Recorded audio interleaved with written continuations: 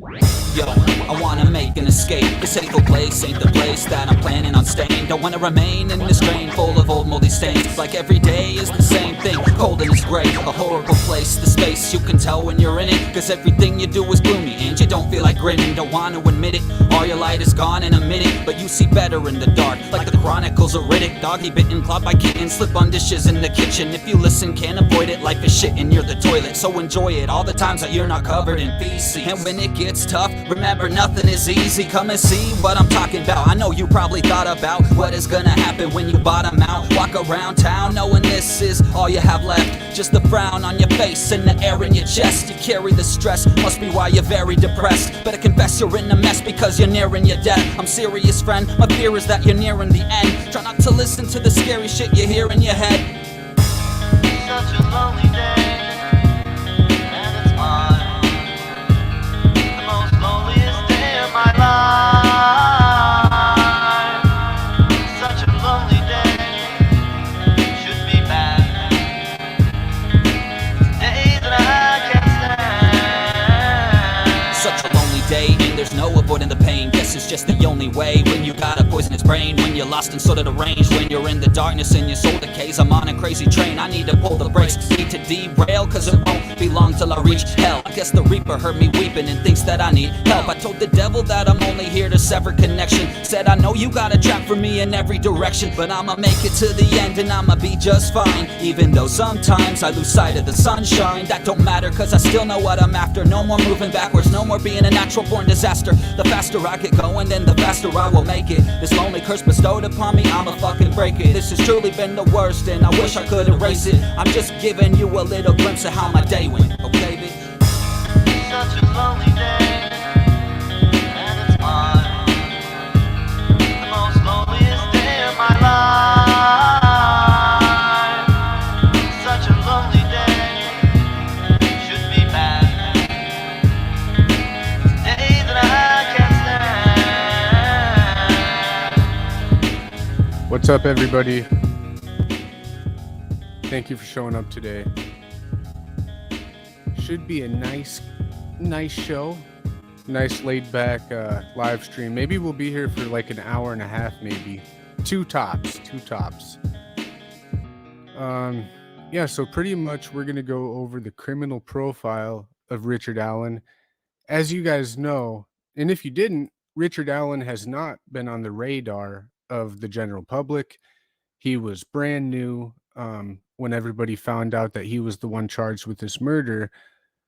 So over this last month and a half or so, there hasn't been that much. It's almost like we didn't even have enough to do, a profile on him, and we didn't know enough about his life. So a little bit of time has passed, and Pat Brown, criminal profiler, and John Kelly, criminal profiler, they put together some pieces of content going over what they think could be Richard Allen's profile. So we're going to go over that. I'll give my commentary. Anybody who wants to call in, feel free. The link is right there on the top of the chat right there. Yeah. I saw that, Jerry. I saw that. He went, Rick Snay went live earlier. He was really upset about the leaker stuff. Jerry says, dude, Rick was going loco with one of his latest videos because you and Sullivan didn't bow down to leaker hatred. It was a confusing rant. It was very, very confusing. I'll tell you that much.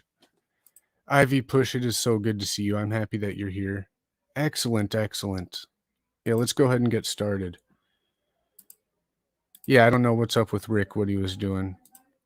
He seemed, I think his hemorrhoids came back, probably. Okay, so we'll start with profiler John Kelly here. Link is in the... Aprovecha el exclusivo descuento tu plan anual con... Just a second. Good afternoon, everybody. Thanks for tuning in. John Kelly, profiler here, and welcome. It's been a while, but we wanted to watch and keep an eye on things as the dust settled down. Thank you so much for tuning us in. Today, we're going to be talking about Bridge Guy's fears. We're going to be talking about Richard Allen's fears, the sadist that we profiled, Richard Allen. He's innocent until proven guilty. We're going to talk about his fears. Oh man, what do you guys think about that? Well, I'll tell you what I think about that. I'm pretty bummed that I didn't see his first video profiling John Kelly, or sorry, profiling Richard Allen. So this is a second video on Richard, I guess. And man, guys, you're in the right place, D. We are definitely fans of John Kelly over here. I really like him. I really like him. Welcome, Steph. Welcome, everybody. H. Nixon, I don't know why you had to provide the full name, middle name, and all that stuff. Just call him JW like I do. I do think that the original leaker might not have been Jordan McCoy, but as far as David Wampler, the pastor, I don't think he's leaker. There's no way in hell that he would do that, but maybe he could be the OG and then Jordan took over, but I just don't think so. I think anybody answering questions on a Q&A, it doesn't show that you are him. It really doesn't. Okay, so let's say this, H. Nixon. Let's say that you host a Q&A on Reddit. You're hosting a Q&A and people ask you questions, but then I go in there and I answer a question. That doesn't mean that that's me. It doesn't mean that I'm leaker or something. It just means that I thought that I had the answer to that question that was asked. Kaz, it is so good to see you. Thank you for coming here. And Joni, two of my favorite people in the whole wide world. Thank you guys for being here.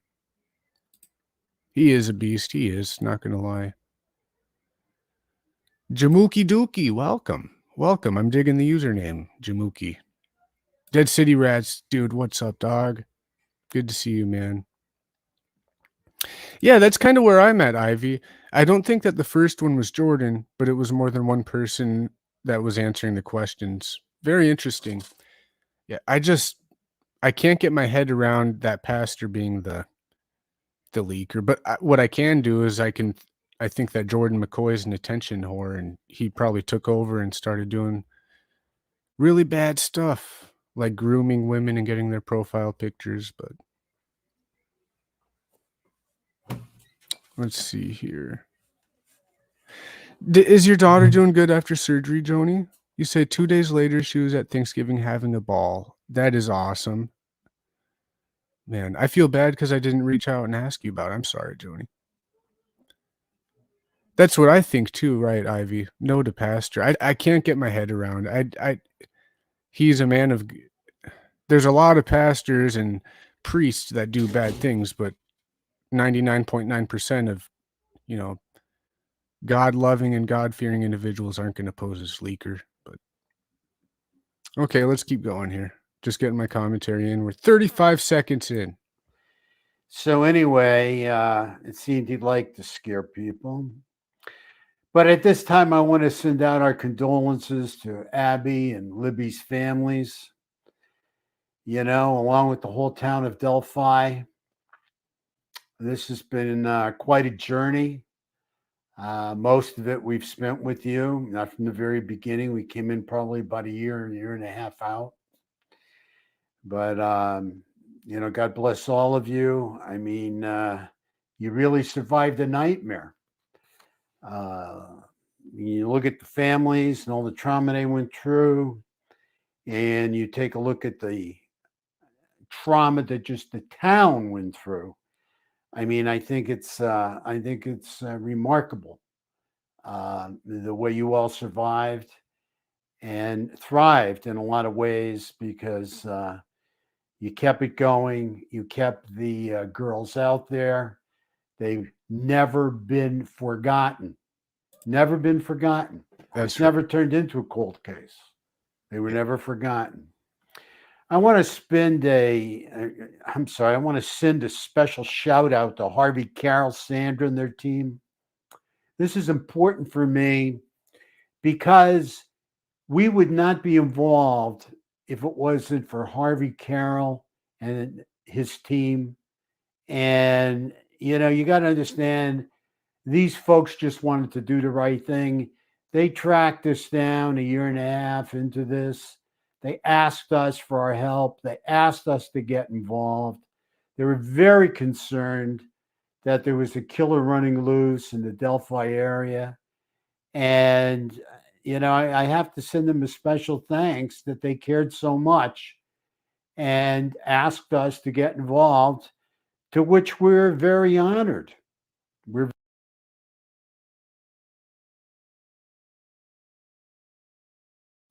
Sorry about that. I was muted. I just want to say I've been on the record before. I make fun of people sometimes. I don't really know if you guys understand, but when people review content instead of make original content like I do sometimes, there's only so much you can do for commentary. And I've made fun of Harvey Carroll quite a lot, but really, he does have a heart of gold, and I kind of like him a lot. Although he's blocked right now because of some comments he made about Kelsey, I will say, for the most part, Harvey Carroll is a pretty cool guy. Kind of like my dad. All right. very honored to have been involved. I'm played a just kidding, role by in the this. way.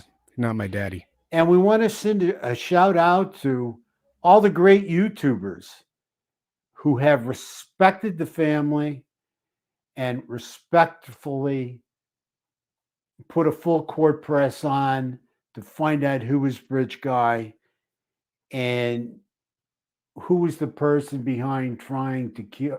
I'm sorry, who was the person behind killing Libby and Abby? Okay. And I really give so much credit to all the YouTubers out there for staying with this, and just about all of them for the right reasons and doing the right thing. And it really came back to pay off. And we'll get into that. I'll tell you how in a little while.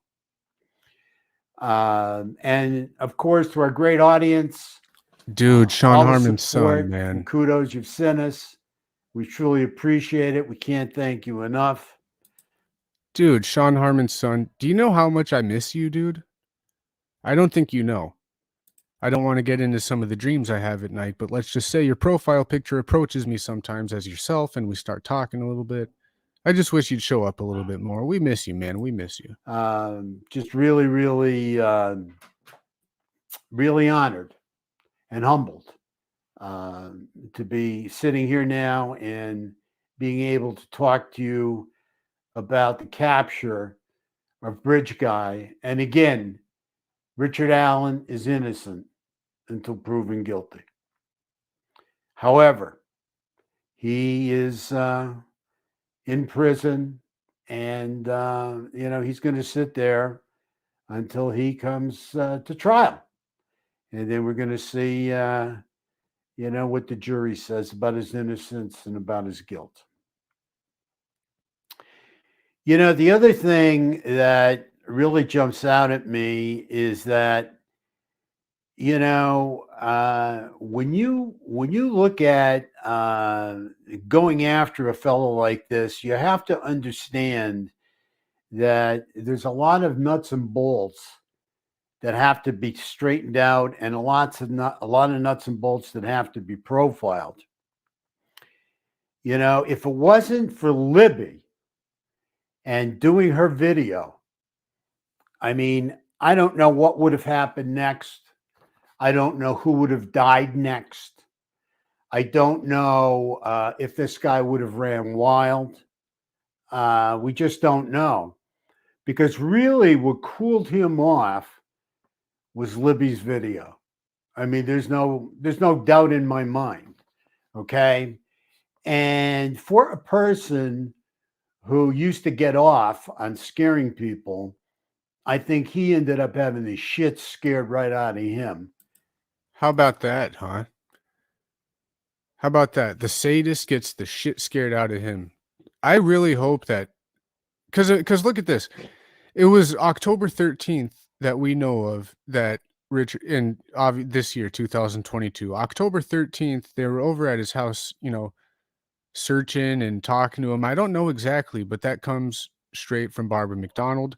And they didn't arraign him till they detained him on the 26th and then officially arrested him on the 28th. So that gives about 2 weeks from the 13th until the 26th.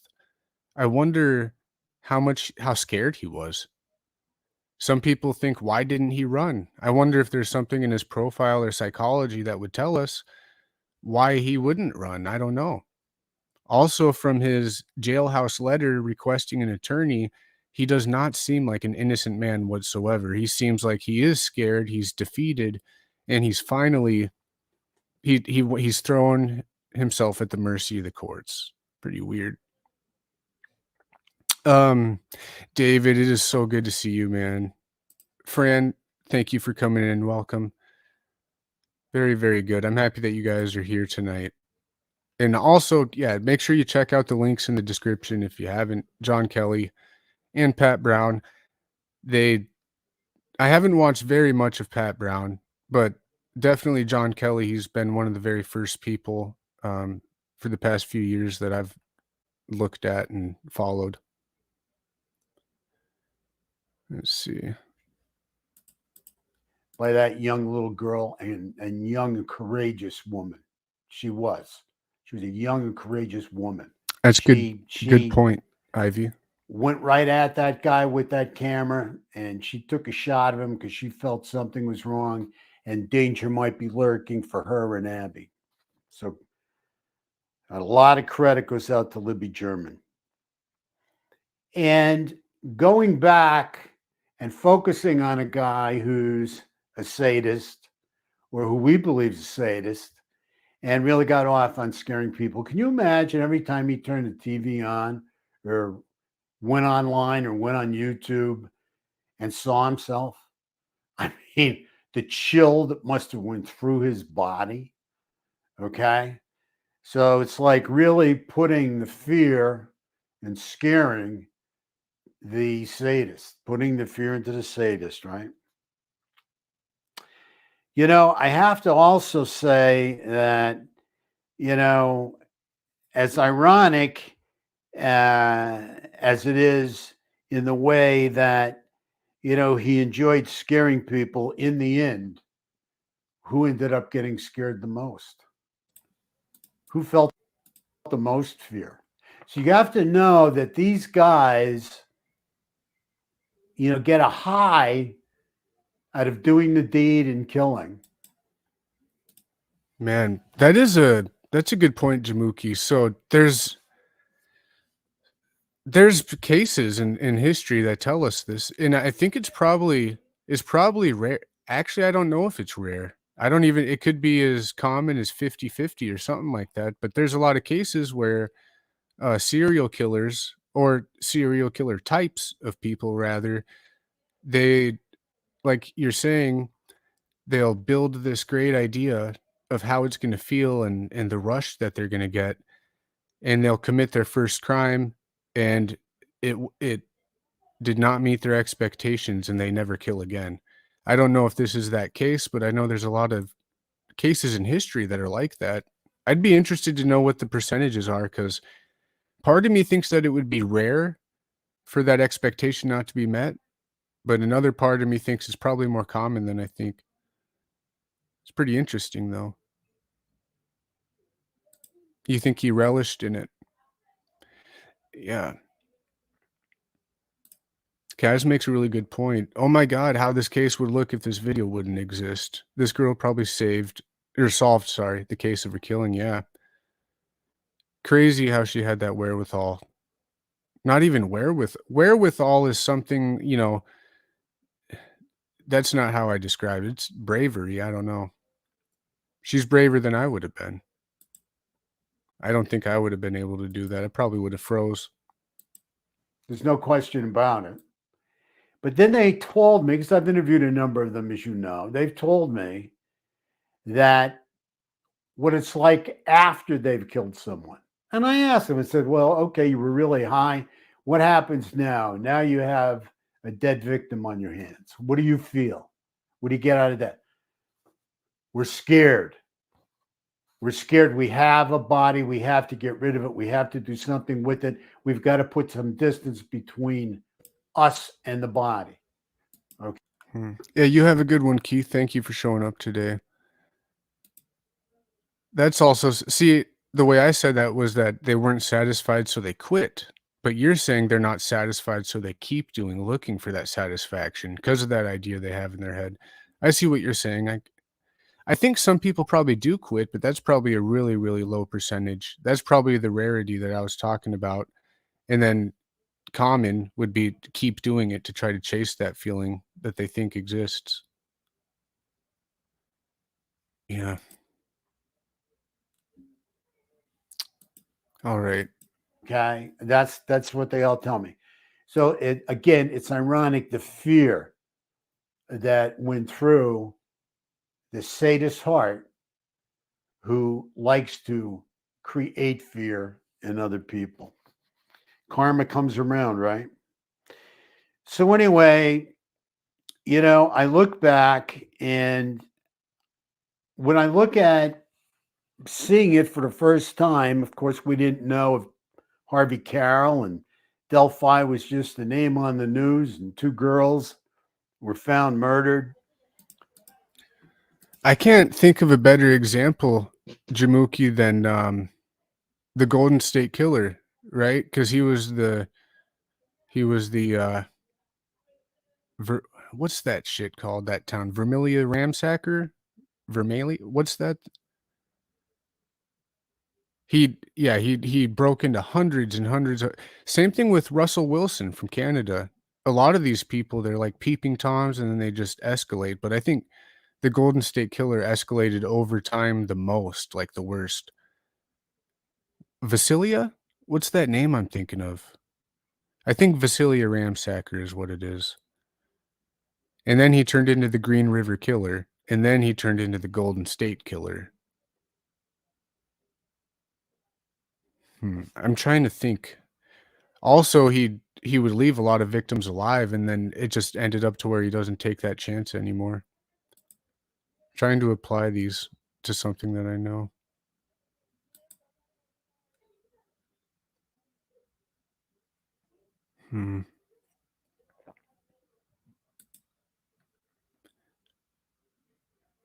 I believe he didn't act out again because that it was a small piece in his brain that said someone would figure it out or ID him, so he hid in plain sight. Yeah. I think there's a few options here. Like, I'm really interested in the psychology behind him. I'm really interested in it, and I think there's a lot of options here. Like I said, I don't think we knew enough about him before, and now we're just kind of learning about him. So I think there might be something here. Yeah, how similar that the daughter looks to Libby. It is shocking. Pretty shocking. And of course, looking at stuff like this, her on the bridge, and then the second sketch behind him with him posing in the photo. Yeah, those are I think what you're talking about by relishing in it and being excited by it. But I think the fear probably did I wonder how the fear set in for him, and if it ever did set in before October 13th. I wonder. I think the one little piece in his brain, not heart. Yeah, telling him, I don't know. Very interesting. I think there's so many options, and when you get down to the psychology of it. But I remember Libby's video before Harvey Carroll, before Sandra, before Harvey's team, before Delphi, really, there was Libby's video. I saw it on TV because we're always looking at cases, always. And I thought to myself, you know what? They're going to have this guy so quick, it's not even funny. They're going to scoop him up because this young girl was able to get him on video. Well, here we are almost 6 years later, and finally they've scooped up the suspect. The point I want to make is that when you look at this and you see this taking place, and they have his picture, and they have some sound bites for his voice, you have to say to yourself, well, why wasn't he scooped up sooner? And I'm going to tell you, it's only by luck that he was able to go so far, okay, and this long. Because Criminology 101 is if somebody tries to inject themselves into an investigation, or if someone puts them in the same place on the same day as the murders that have taken place, okay, they have to be cleared or eliminated. All right, there's no question about it. And somehow this all got lost, and it took us 5+ years to start to go back and retrack and see what happened. And I shouldn't say us, I should say law enforcement up in that area. It took them 5+ years to go back. Thank God they did it, and it was the right thing to do. They did the right thing to do. They went back to the beginning and took another look at it, maybe with fresh eyes, and see what they missed. Okay, there's no question about it. They did do the right thing. It took a while, but they went right back to the beginning, and this is how they came across, from what I understand, Richard Allen.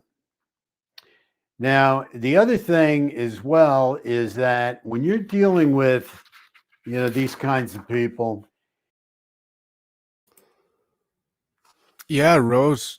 So I know both of us are paraphrasing a little bit, but I think what they said was, in that Ron Logan affidavit, they said that Bridge Guy he was a large body type, and that was consistent with Ron Logan.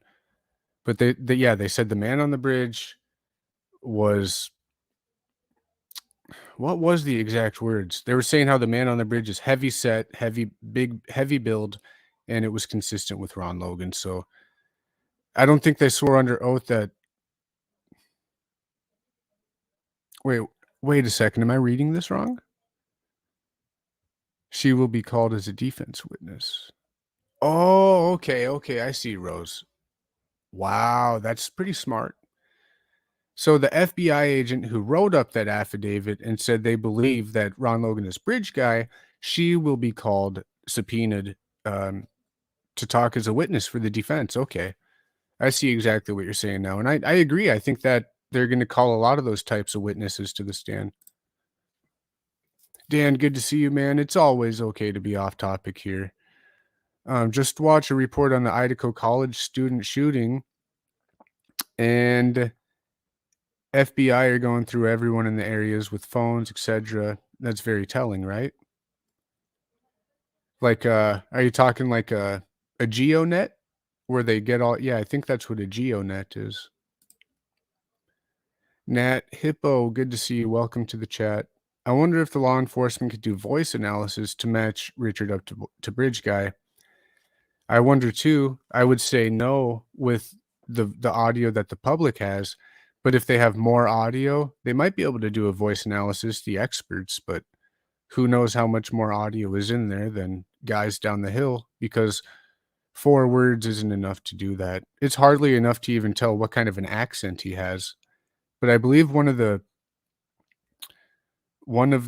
voice experts said he had like a Midwest Indiana, Kentucky accent or some shit like that. I don't really know. Not really sure there.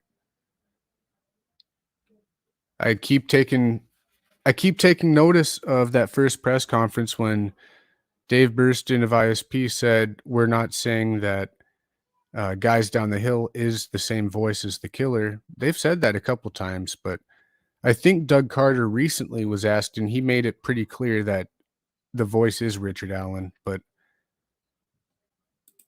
I guess it hasn't been really, debunked or told as truth. So I keep an eye, I'm open to anything at this point.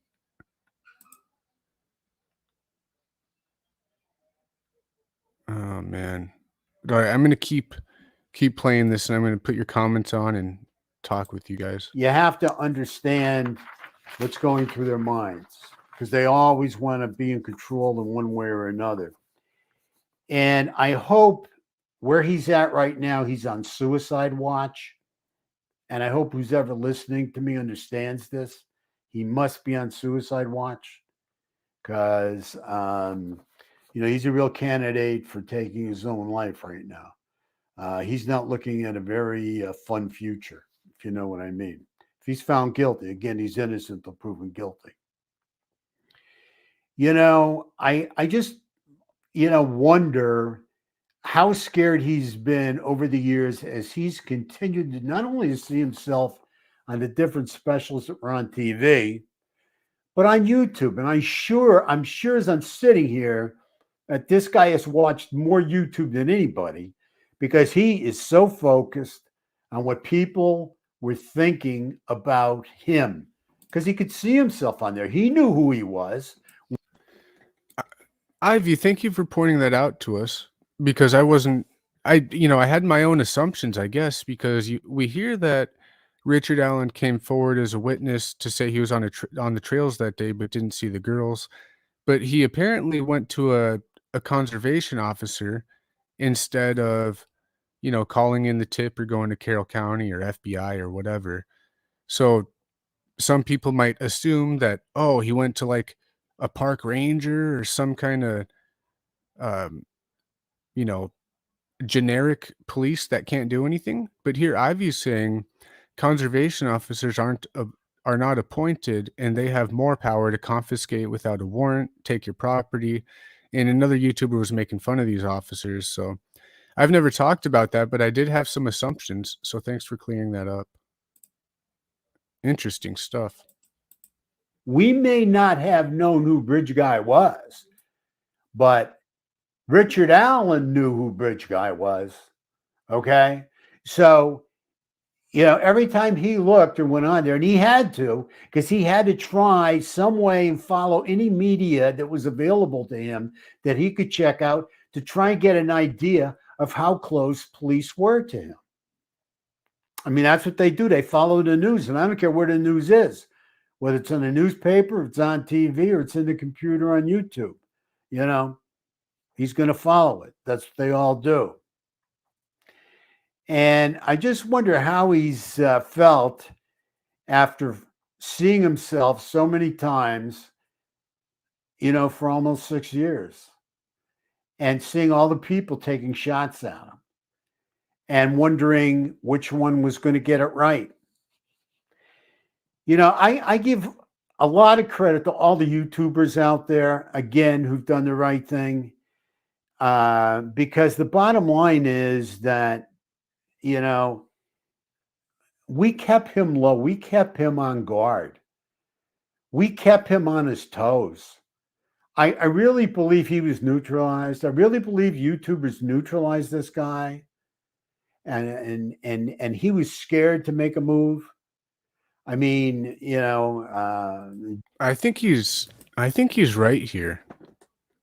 Even if there's really cold, calculated, killers who are narcissistic psychopaths and sociopathic with, literally no empathy, no heart, no care for the world, there probably is that little piece in their brain that, they were scared to get caught. They felt pressured. John Kelly here uses the word neutralized, and I like that a lot. But I don't know. You think some of these guys wouldn't care about anything, but I don't know. Maybe he's one of those guys that he cares a lot, but only about himself, maybe. I don't know. I think these are everybody in the chat. And of course, Mr. John Kelly, really good conversation tonight. And I'm with you, Lala. Sometimes I listen to the voice. Yeah.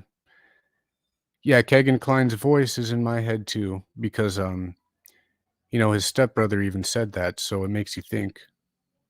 I wonder if the same YouTuber who was criticizing the conservation officers was the same one who was saying Tony Klein might be a good guy. People, this is bigger than we think. Just dealing with ourselves and our profile. I mean, we had a lot of hits. He saw himself on our shows a number of times, and people that picked up our shows and ran with our shows. Other great YouTubers out there, which I truly appreciate. I mean, they kept this guy on his toes and they kept him on the run. Okay.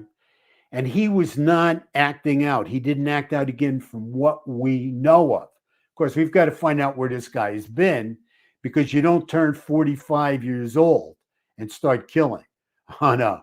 It starts earlier than that. Okay. So I just have various concerns about this whole thing.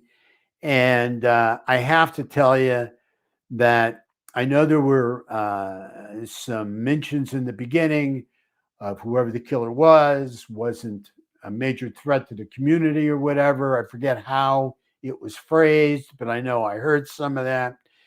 This guy was a ticking time bomb that was neutralized, as far as I'm concerned, a little bit by various media, various television stations, a lot by YouTubers.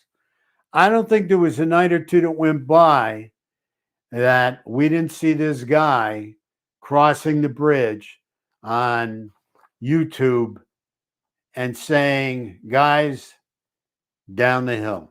I mean, really, I don't think there was a night that went by, and I'm sure every night he was tuning in.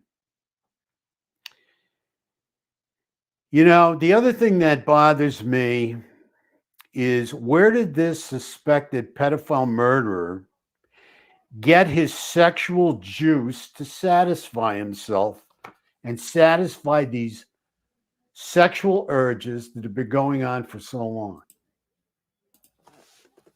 I wish I had my camera on and I didn't look like a crusty, sweaty bastard, but I would do the same mannerisms that John is doing right now, and I would make a comment about how he just said the words sexual juice. Now, I get what he's saying. I just got to give my commentary and my criticism. I'm just kidding, John, if he ever watches this. Let's back it up. Murderer get his sexual juice to satisfy himself and satisfy these sexual urges that have been going on for so long. See, that's of interest to me. All right. Again, you just don't start at 45. Okay. I can understand him being Welcome, Geek neutralized. Mom. Good to see you, and Geek why Mom. he was neutralized and why he didn't make a move and why he was on guard. But, you know, up until then, and maybe even around then, where was he getting the satisfaction and gratification he needed for these sexual urges and for this anger rush and this volcanic rage that No, I get what he's saying. I'm just kidding. What charged his batteries to do what? Seriously. He had to have been, when you think about it, he had to have been in control of something for a long time to not act out and go crazy. I wonder if that, there was any family dynamics like that, controlling and, possibly abusing his own family, but really we don't get that vibe from listening to Kathy, his wife, speaking. At least I don't. But a lot of victims are unknowing, and of course you don't want to think that about your dad or your husband or whatever. And Dan, thanks for the question. I wasn't entirely sure. Has he had any prior convictions or upcoming stuff? Answer would be no. So a couple speeding tickets and one without a seatbelt. So interesting. They usually have another victim or access to another victim, right? Yeah, seems like it. Kitty, welcome. I'm glad you're here. Thanks for showing up. Yeah, same here. John Kelly does a great job. Always opens the eyes and opens the old brain. Helps me think. Oh my God, really? Geek Mom hasn't had TV for 15 years, hooked again. I can't remember the last time I had cable, but man, I wish I had Showtime and Cinemax and HBO. Those things are awesome. I miss that. Huh. Yeah. Really, Quartz and Coal, a man was found shot in Lafayette today. There's Indiana. I've said this, like, you hear about Baltimore, Chicago, huge crime rates by capita, even though they're some of the biggest cities. I swear to God, Indiana's got to be right behind them, if not the same exact tier, because Indiana per capita, crazy how much shit is going on over there. I don't know what it is about Indiana. I don't know what it is. He was a pharmacist technician, so he had to go through, I don't know, 6 months or a year of schooling first. He had to get certified to be a technician. So he's not like a real pharmacist. Yeah, there you go. Also, he won't be in CODIS if they decide to run any of this through VICAP. He's not going to be in any of that because he hasn't committed crimes. Yeah. One thing, though, how come people make that into a big deal? Because if they wanted his DNA, they could have followed him around and got it. The only thing is if they didn't know it was him. Like, you know what I'm trying to say? I don't know.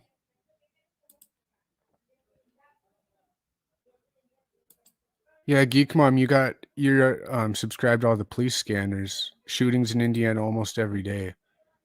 Yeah.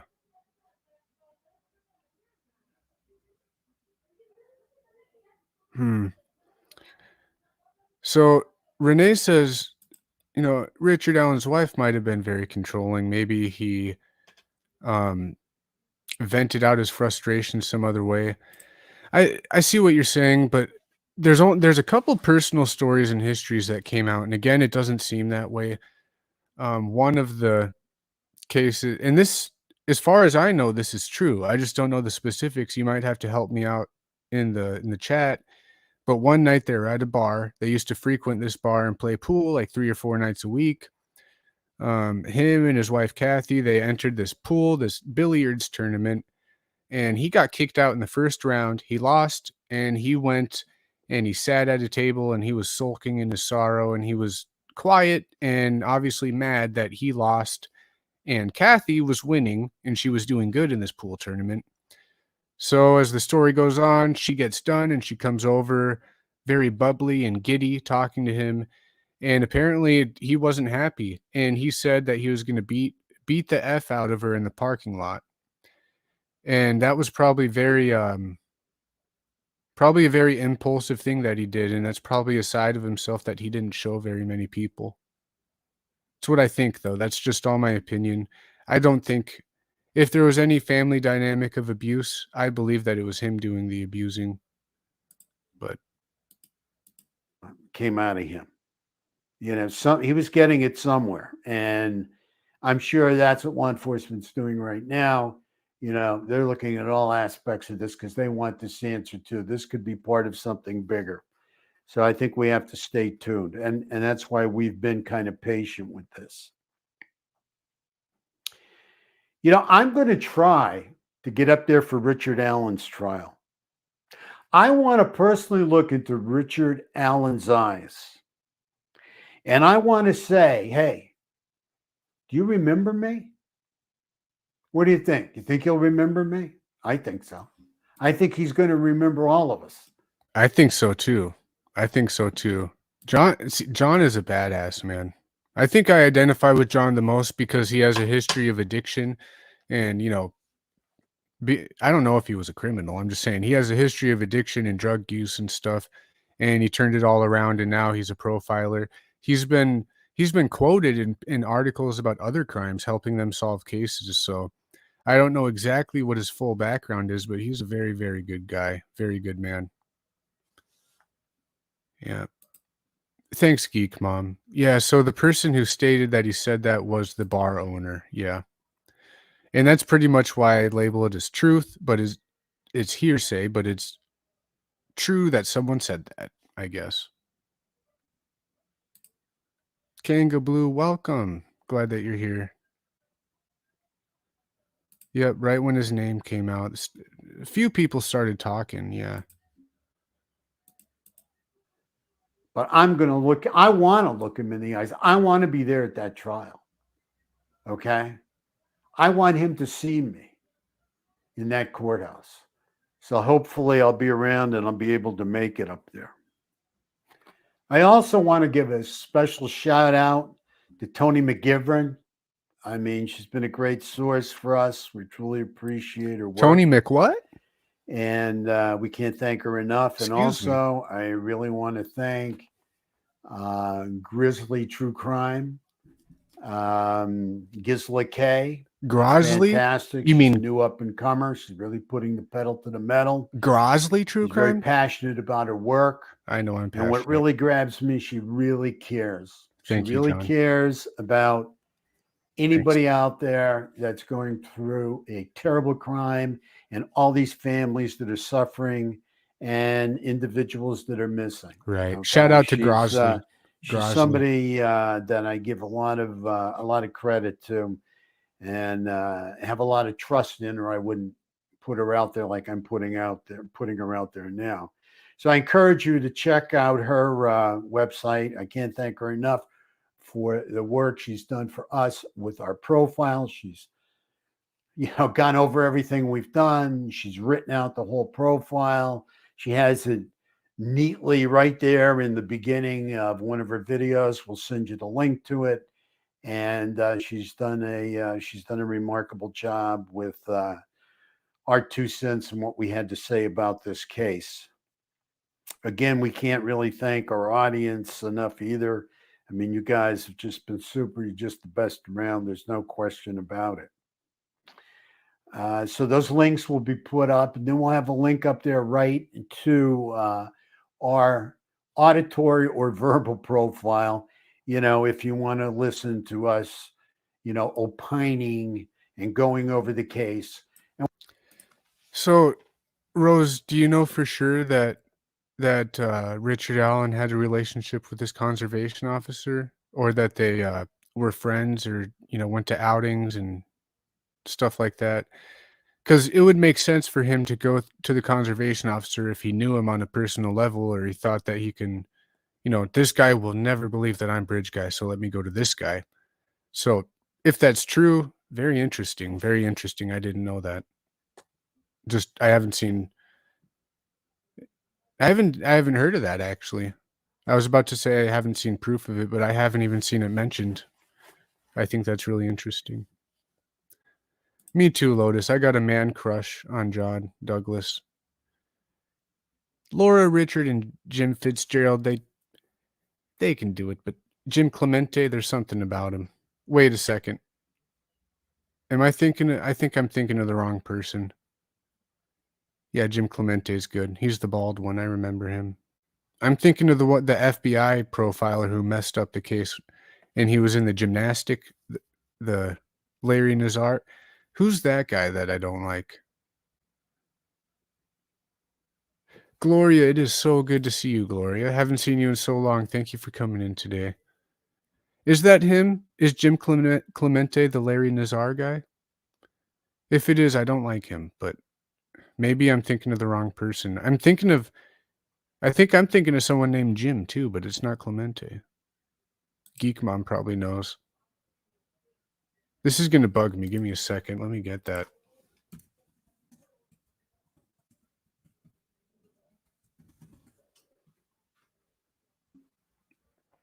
Jay Abbott. Okay, it wasn't Jim. It was Jay Abbott. My bad. I don't like Jay Abbott. And he's just an FBI. I think he's a profiler. Maybe he's just FBI. Yeah, I misread that. Hey, Bridge, what's up, dog? Dude, I'm still waiting for your email, man. I figured out some stuff in the last few days, man. I really want to get your opinion on it. We got to take out the Wicked Witches of the West. They're here on YouTube, man. Yeah, Jay Abbott is in the FBI, and he spoke about Delphi, and he gave some false information, some bad stuff. I think he might have been in charge of Indiana FBI at the time, like early on. I'm off track, and I'm not exactly sure, but maybe you guys might know the story about Jay Abbott.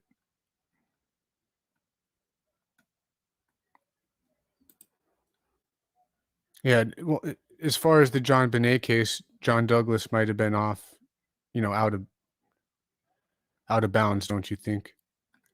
It's kind of obvious with that case. If you can get past the ransom note, all the power to you, but I definitely could not. I can't get past the ransom note being written by somebody in that house. It's absolutely out of control. But okay, so yeah, he was Okay, so he was in the FBI, but he oversaw and he was like the head of the Indiana division. So whoever wrote that search warrant for Ron Logan and called him bridge guy, like in my mind, Jay Abbott would have overseen that or at least gave her the power to do that, and that's why I don't like him, I guess. It just makes ISP made a statement, there was a lot of mistakes made, and I think FBI was, ISP has been on it, man. ISP has been running the show. If FBI never came in, the case might have, I don't want to say it too harshly, but it might have went in a different direction and been better. Same time, though, I'm glad that they cover every single tip that they get. Yeah. And which most of you guys know we did over 2 years ago. We had a lot of hits, and I'm really proud of the work we did. And as I always like to say, on a profile and a prayer. That's what we try to do. Okay. So thank you all so much. Again, I can't wait for the trial. I'm looking forward to going to see Richard Allen and looking him in his eyes, straight into his eyes. And I'm sure he'll remember me, as I mentioned. So we'll continue to do updates on this case. Many thanks for watching and for all your support. Most importantly, please be safe out there. These are rough days. Please make it a great day, and God bless. Thank you so much. Excellent, guys. There's a link right there if you guys want to watch it again, or if you showed up late today. Just go ahead and add that on your list. Watch it on replay. Subscribe to John Kelly. I'm going to go back and watch his first episode he did on Richard Allen because I wasn't able to catch it.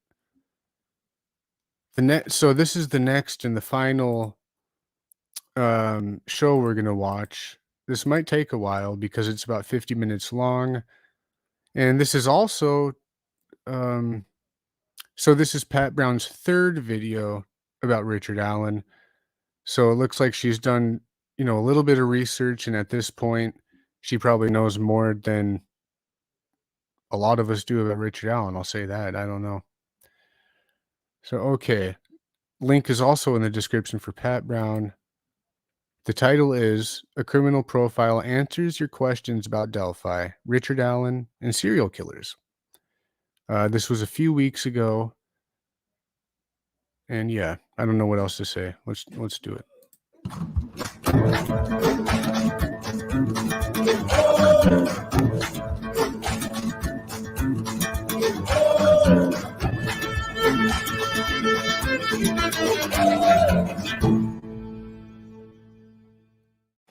Hello, everyone. This is criminal profiler Pat Brown, and I'm here today to answer your questions about Delphi, Richard Allen, and serial killers. I wasn't planning to do another video on this case until 2023 when more information came out about Richard Allen and his case, or if there was some kind of breaking news, but I've had so many questions on my last video, my commentary post the press conference, that I tried to answer them and then I couldn't get through all of the thousands, and then there were so many repeat questions. I thought, that is very interesting, Ivy. Okay, Ivy says, when Detective Vito was assigned to Miami County, I honestly believe that he found Kegan Kline's file, and he started in April of 2020. 4 months later, he was going after Kline. I think that's very, very possible. What's interesting to me is that would mean that the 2019 press conference wasn't about Kegan, and knowing what we do now, do you guys think it was about Allen? Because the way it's looking is as if both Kegan and Allen, weren't on the radar heavily investigated until after the conference. I could be wrong, but crap, I don't know. I'm going to just condense this to the best questions, and I'll answer them here. Please do, if you have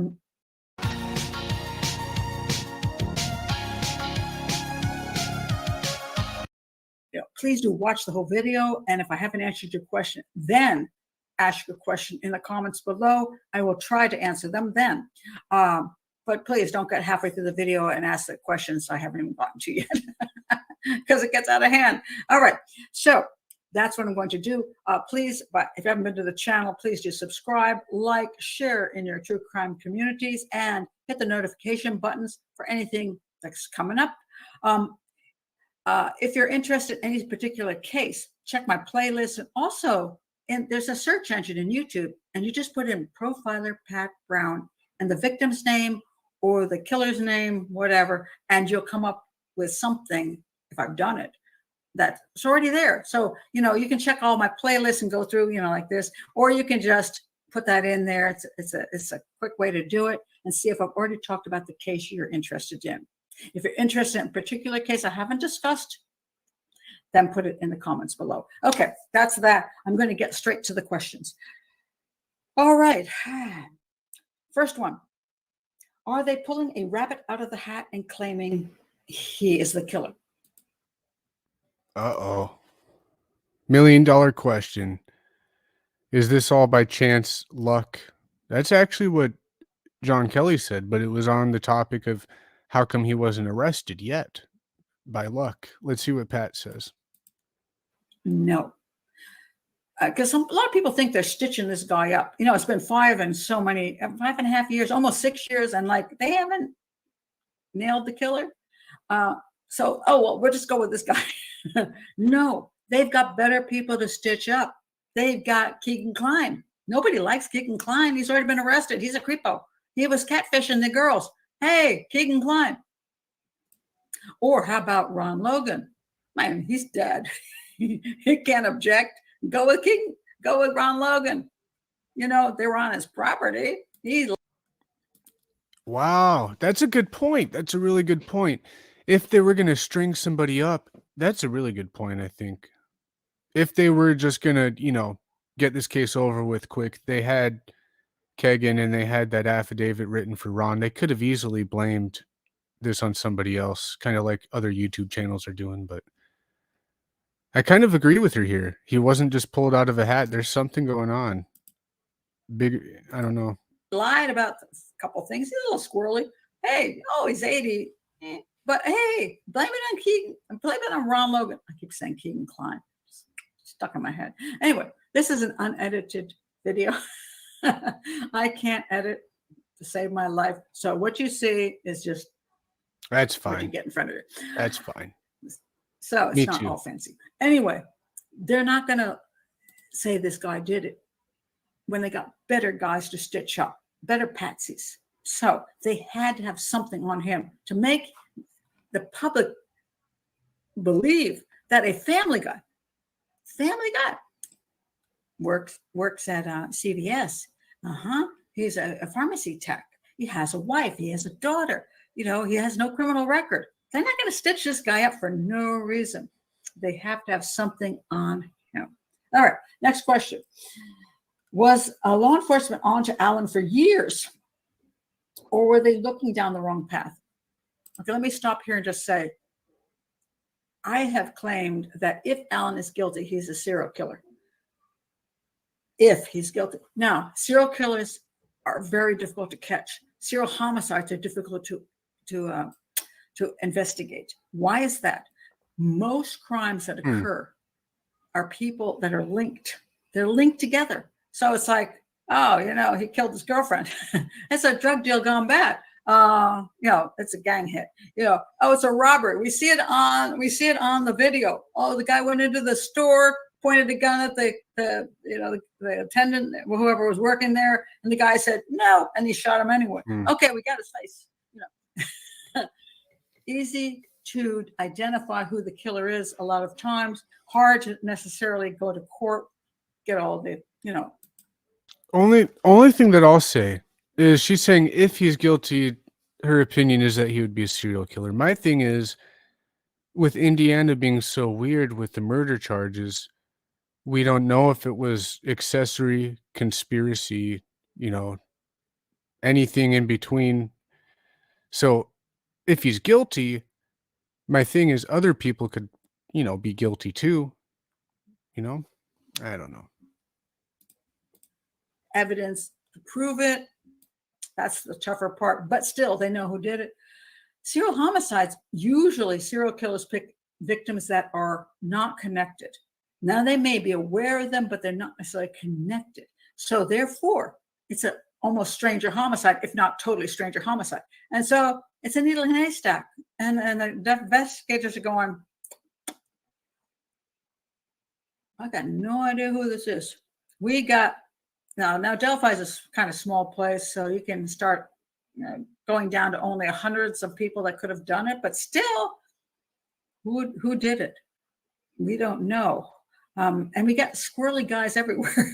I mean, let's say he didn't do it, but then we got the Kleins who are squirrely. We got Ron Logan who's squirrely. I guarantee you there's like 10 other squirrely guys in town, if not 20 or 30. So that's the problem. Creepy dudes everywhere.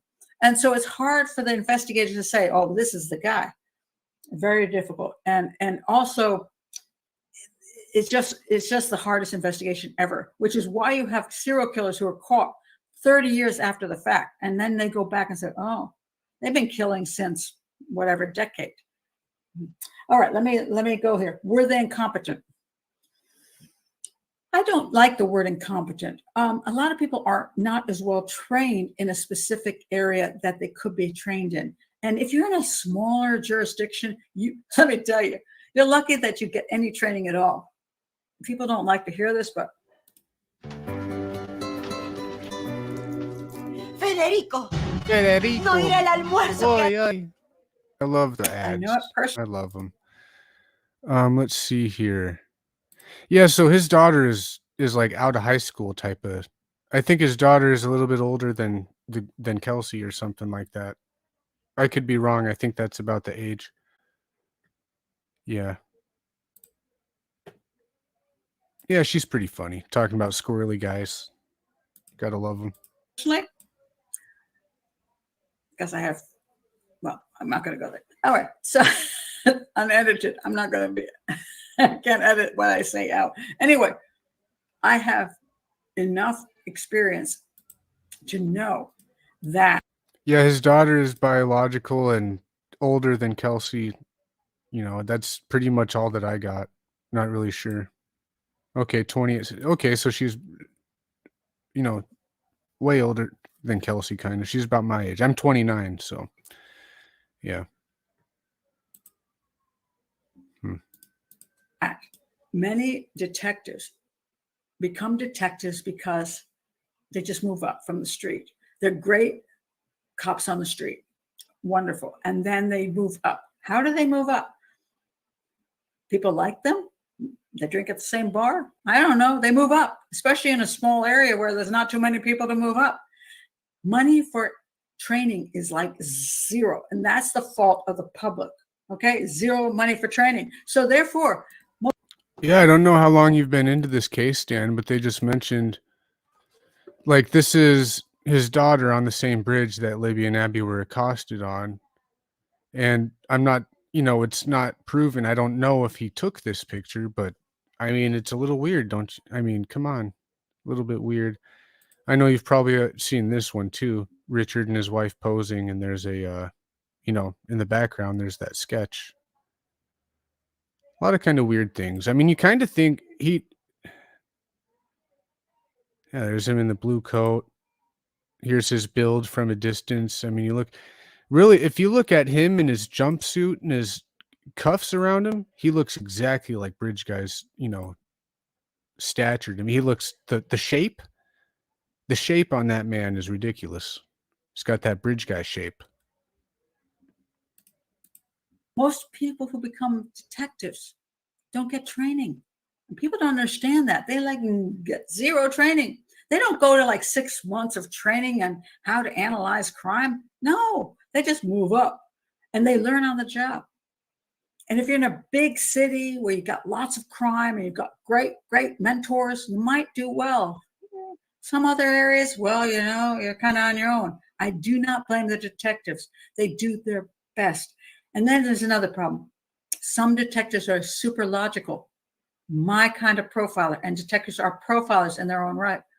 Then you got the guys who are so not logical. You're like, I've come into cases where I'm like, you say what? Oh, I think I know who she's referring to. At least there's a lot of squirrely guys, but the first video that I saw of her, she made a very, very great point, and then she made one that made me like I think I made fun of her or something. What did she when Keegan got brought up in the Anthony Shots profile, she kind of brought it up and she said, "Oh, this could be nothing. This isn't isn't a big break in the case," or something like that. And you know what? She ended up being right because it's almost a year later and now Alan got arrested. She was kind of right, but you know what I'm anyway, the point that she made was that Doug Carter has not been doing that good of a job sometimes. Sometimes. She and I got to agree with her. Like when we see Nicholas McLeland speak in public, that is kind of what, you know, the attitude of what we need. When you see Gary Judd, you know, that police chief, um the guy in the Quentin Simon case, the head guy who's always giving speeches, that's what we need. Doug Carter is a little bit too he's too sensational, emotional, and almost like fantastical. You know, some of the stuff that he says, talking about tentacles and shit. I just agree with her on the front that we don't need somebody cold, but we need somebody who's straight to the point and not emotional to be doing this. So okay. Nice guy. Not good at logic. So there, it's kind of like a crapshoot. So, you know, you roll the dice and you get a great detective. You get not so great a detective. You get a great team, not so great a team. I mean, it's just the way life works. Profilers are no different. You get a great profiler, not so great a profiler. I'm not going to comment. All right. So let's go further. I just want to understand that I have a heart for detectives, and I think they do their best. And I think they're undertrained, and I think that's unfortunate for them. I think that's unfair. I think that everybody who moves up into detective work should go to 6 months worth of training on how to be a detective, on crime scene analysis, profiling. I think they should all get this, but there's no money for it, so they don't get it. They just move up. And then once in a while, sometimes they spend their own money to go to these seminars, you know, 3 days. I learned something. Thank God. Not their fault. I love detectives, and I think they're the ones who are the true profilers, and they need more support. Okay, that's my comment on that. All right, so let's go further. Okay, could they have made a mistake? And it's not Alan. No. Alan is involved in some way. I do not believe they would take the chance on ratting him out as a suspect to charging him with 2 murders. But this guy was not connected. No. They have had so much pressure, so much media against them, and I mean against them, that I don't think they would take a risk on that. Alan is involved in some.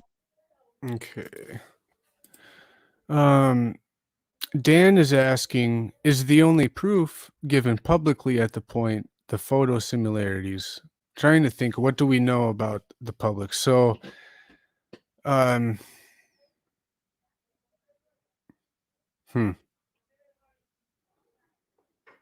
don't know how to answer this because Fox 59, they have an inside law enforcement source or whatever, and they're the ones who came out and said that Richard Allen had inserted himself into the investigation that day. He said he was at the trails, but he didn't see the girls. That's a little proof, I think, for him to insert himself early on to be on the trails that day. What more proof do we have? I don't know. What do you guys think? And that's what I think, Cognition. There she said it. Involved. Yep. That's what I'm thinking. And I'm thinking if he's guilty, that doesn't necessarily make him a serial killer, because if he was guilty of accessory or anything else under the sun, just involved, he could have played a small part in a big thing that, you know. I'm trying to see if any of you guys could answer that question. Is there any proof known publicly other than the photo similarities and him inserting himself, putting him there that day, talking to the conservation officer? I don't know. I mean, it's not proof again, but during the search, we at least know what they confiscated. They confiscated a Macy's bag. What else did they confiscate? Some dark clothing. Yeah, so it's not proof, but it's showing that they went there and they took stuff out. But then again, at almost every single search, they'll take stuff out and it doesn't mean anything. Like with there was another local person with the last name of Maxwell. They were one of the first people that a warrant was served, and they took electronic devices, guns, all kinds of shit, but they're not involved in any way. So, okay, yeah, in a shoebox, right? Yeah, they took a shoebox. Yep. Somebody said that there was papers or a notebook or something, but I don't remember seeing that.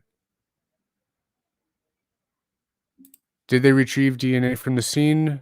Are you talking about the search or the crimes? Yeah, okay, the crime scene. They don't say. They don't say what it is, but so many officers in the past have said, yes, we have DNA.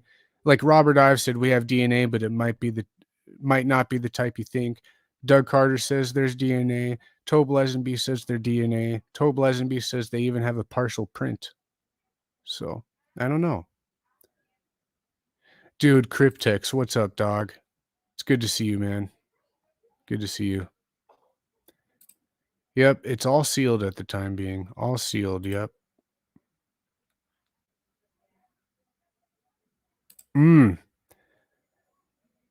Wow. That is going to be a big problem when they get called.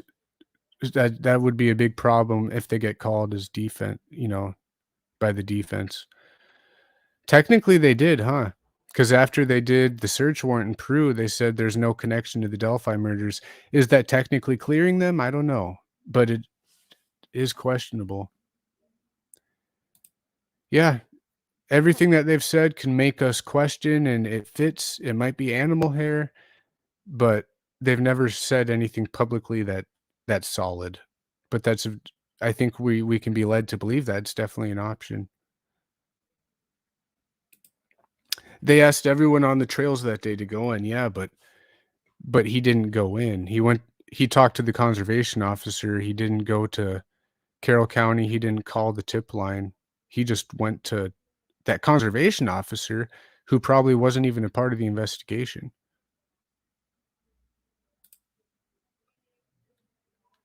If he admitted being at the trails that day, then he would have automatically been issued a subpoena for his phone data. You would think so. I haven't heard that from anybody else who was at the trails. A lot of the people who were at the trails that day spoke publicly, and they never mentioned something like this, but I think you would think that, right? Yeah. So exactly what DNA they have hasn't been confirmed, but they have confirmed that they have DNA, some kind of type of DNA, whatever it is, how weak it is. If it's human, animal, alien, they got something. Don't listen to anybody who's saying anything more than that, guys. There's people that are saying there was thumbprints lifted from Libby's forehead. There's people saying that the crime scene was washed down. There's people saying that Ron made a phone call from the bridge. Everybody relax when you're listening to these people, because I promise you, they do not know more than us. I promise. I wouldn't lead you guys astray. Most of these inside sources are inside idiots. That's what I'm thinking. Some way that they have solid evidence to convict him of something. And they said 2 murders. And I'll get to what that means in a little bit. All right. So let's see what that question is. Yeah, and also, so Mandy says, according to Robert Ives, 70 subpoenas were issued. Yeah. Just made me think of, according to Nick from True Crime Garage, he said that a GeoNet was performed.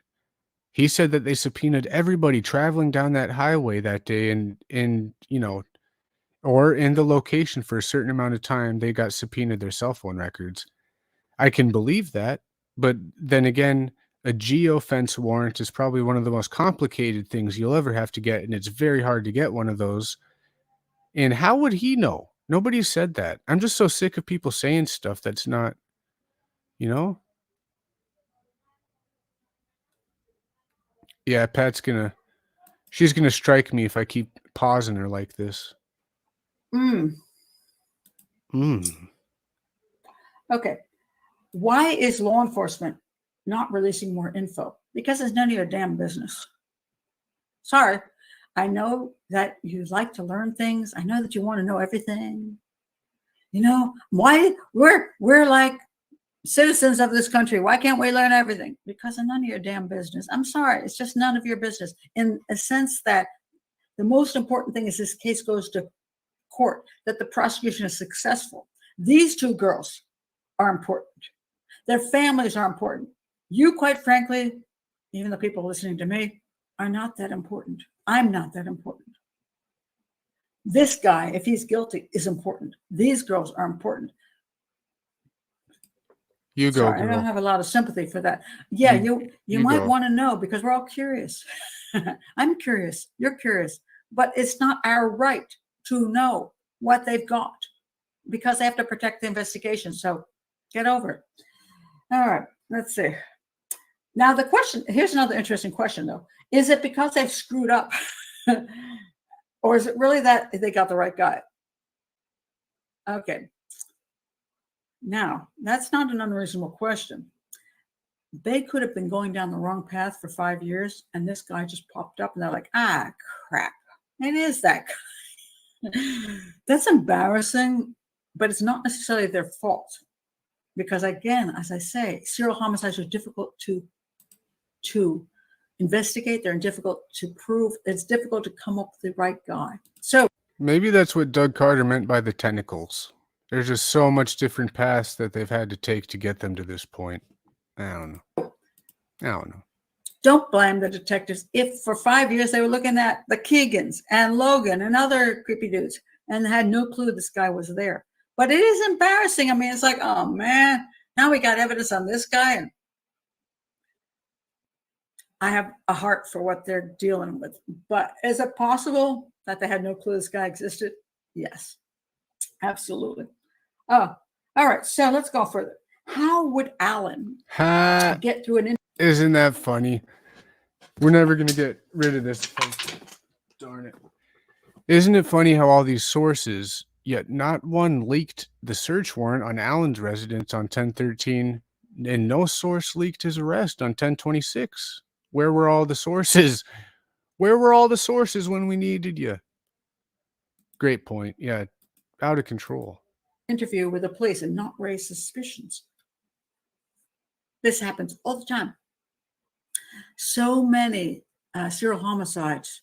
When the investigators, the detectives have interviewed so many people, it is actually true that the majority of time they've interviewed the killer in the it's like in the first week or something. It's crazy.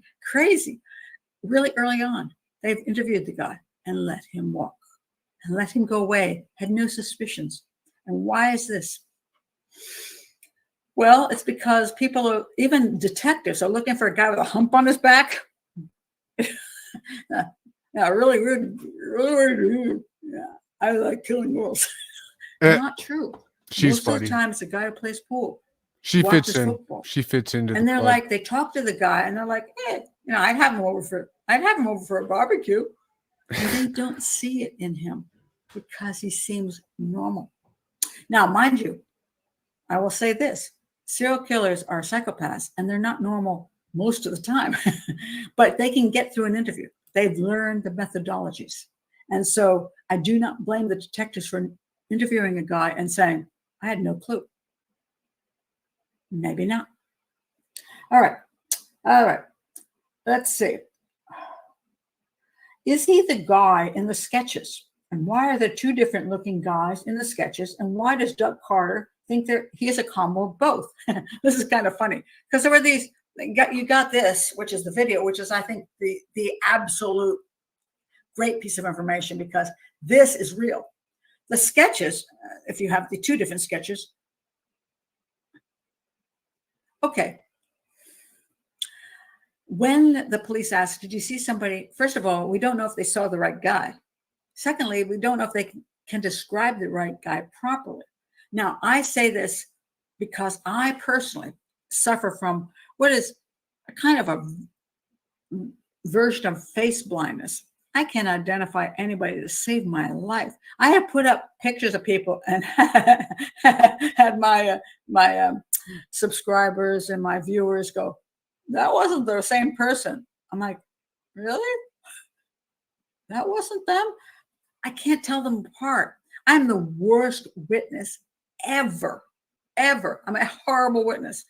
And I'm a profiler. I can analyze crime, but I suck as a witness. I don't know why I can't seem to understand faces. I can't. So you don't know who that person is who described somebody they saw. They may have been describing somebody else that has nothing to do with Delphi. Just some guy who's walking along. It may have been correct, but not the guy. They may have seen a guy that was Richard Allen, but described him poorly. They could have described somebody. I do not like composites where somebody describes and somebody does this. And Yeah, like when Ivy mentioned it, I said, from October 13th to the 26th, why wasn't he arrested? And I'm sure Doug Carty and Toba weren't out of town for that whole 2 weeks, but maybe they were, testing and running evidence and stuff. And maybe possibly they arrested him as soon as possible. I don't know. There's a lot of interesting things, but the fact that, Carter and Tobe were out of town, it's not that weird to me, because when the press conference did come, they scheduled it ahead of time and they made sure that both Tobe and Carter were kind of the leaders aside from Nick McClellan. But I see what you're saying, though.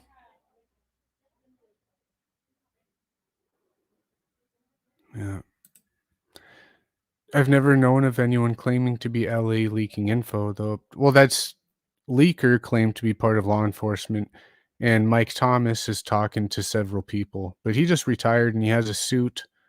He filed a suit against the Carroll County or something. Yeah, that's kind of a topic of discussion I'm going over behind the scenes, trying to figure out what all this shit is about. Obviously, I'm not a fan of Mike Thomas. He's like a hemorrhoid to me. Really? I had no idea Sheriff Tobe's dad was killed in an accident. That is sad.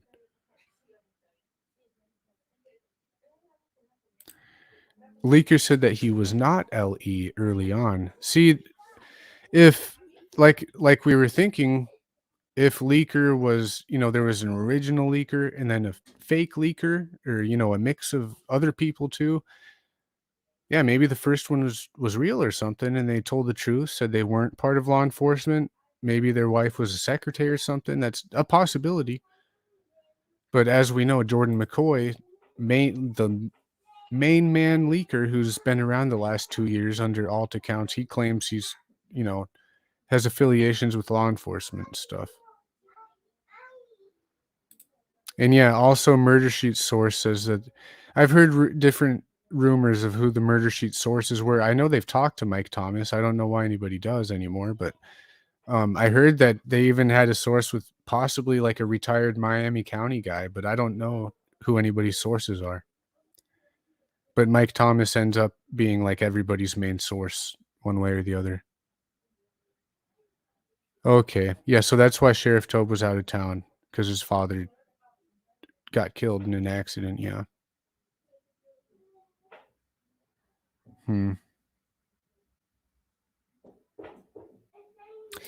Yeah, that's what people think.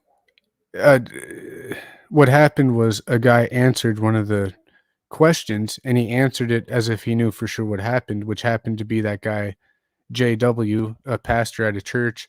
So that's why people think that it's him. But there's Other than him answering that question, I don't think there's any other evidence that would suggest he could be that guy, other than his wife being in a position that, might have known that information as a secretary. And I've never even seen proof that his wife is a secretary with that information. Really kind of, it's a weird situation.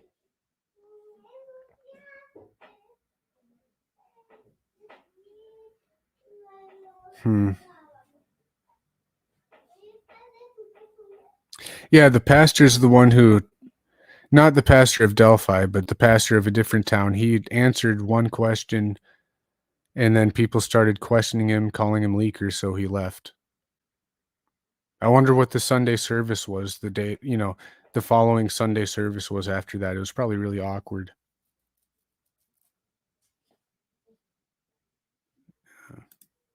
And then you're like, oh, it looks like half the time it's wrong.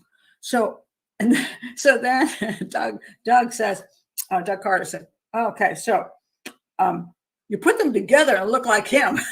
Like, okay, you're just stretching it, I mean, Doug Carter is trying to support his stuff. So do I think that's accurate? No, I don't think it even matters. I think what matters is real evidence. All right, let's go on. Did Richard Allen confess? No, as far as I know, he did not. He did not confess, and that's not how they got him. So let's say, what ways could DNA have caught Allen? Now, this is a very good question, because supposedly, and again, I don't have absolutely good information on this, because a lot of it is gossip stuff. I've heard there was DNA at the scene. So if there was DNA, the problem is he's never been in the CODIS, which is the bank put together of all the people who've committed felonies, and they're in the CODIS bank. And that's wonderful, because then you can put in some DNA from a crime and see if it matches anybody in the bank. He didn't come up. He's got no record. So how could DNA have linked him? Well, okay, I'm going to try to think of three ways. One is familial DNA, that he could have had a relative who screwed up and ended up committed a felony and ended up in that bank, and therefore that DNA was familial. And they're like, oh, this has got to be somebody related to the guy who committed the crime.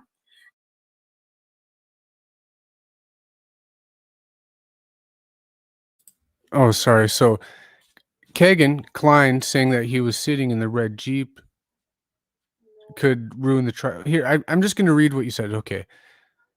Klein saying that he was sitting in a red Jeep and helping his dad clean up will also muck up this trial, thanks to Murder Sheet.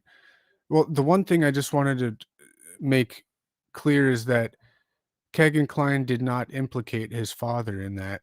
He said that he was waiting in a red Jeep for the murderer to kill the girls and come back. He didn't say it was his father. So, and again, it's not debunked. Neither is anything that the Murder Sheet has said. So it will muck up the trial if it's false, but if it's true, how could it? There's no way that we can say it's true or not true.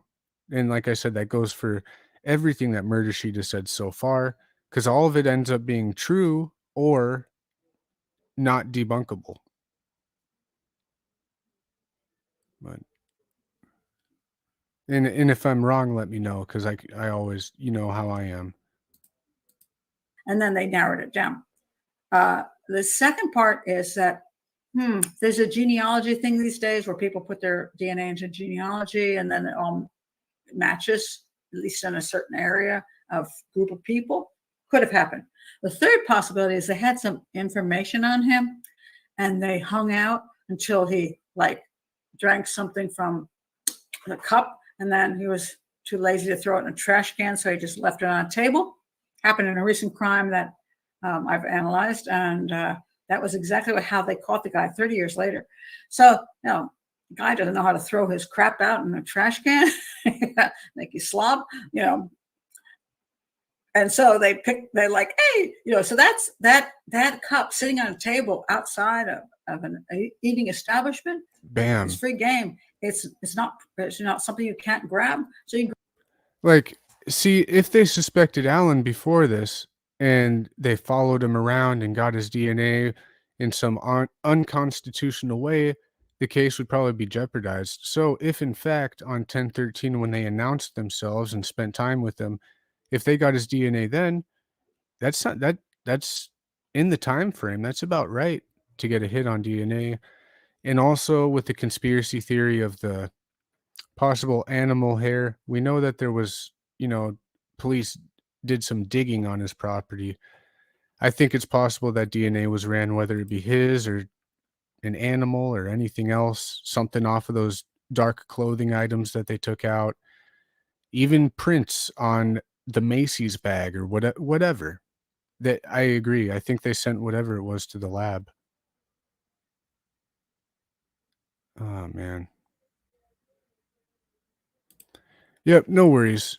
So that's the only thing that I'm sure of. He didn't say his dad. He said he was waiting for the murders to be, done. Because right when he said that, that's the first thing I think of is his dad. And his dad is the one who owns the Jeep, but could have been there alone with somebody else or anything like that. Ryan, welcome to the chat. Good to see you. First timer says, the irony is that the police pressuring Klein for the last 2 years have likely led to him making false statements to lessen his own sentence that Allen's lawyers can use during the trial. I've thought about that too, yeah, and talked about it a little bit. The only thing is they're not going to drop his charges for nothing. And what would be the benefit of Kagan saying that he was waiting in a Jeep for the murders to be done? There's no benefit for him unless he's telling the truth to get a lighter sentence, or he's trying to pin it on somebody else and just be an accomplice. Or like, nobody would do that, even for attention. That if that statement is true, like we said, it's not proven that Kagan even said that. But if it's true, there's no reason for him to say that unless it's true, and he's looking for a lighter sentence or a deal.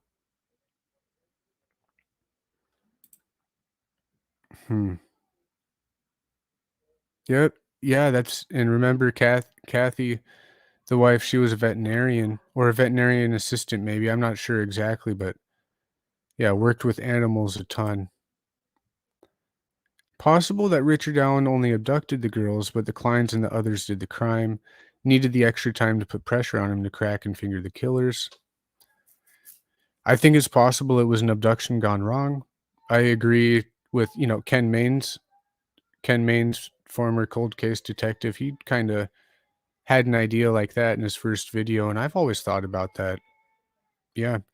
And there was roads under the bridge, there was private drives, there was all kinds of ways that a vehicle could get in and out, but honestly, I don't know. I just think it's a possibility at this point.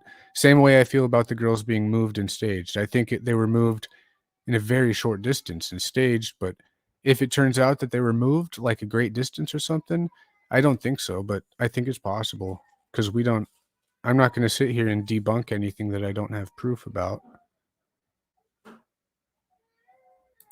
Carter did say it was a combination of the two sketches. Very weird. I couldn't get it out of my mind that the second sketch could have been a depiction of Anthony Schatz, honestly. Still kind of feel that way. Yeah. They've made too many contradicting statements about the sketches, so we all have to draw our own conclusions and wait for the trial, I guess. Yep. So what did Murder Sheet actually say about the red Jeep?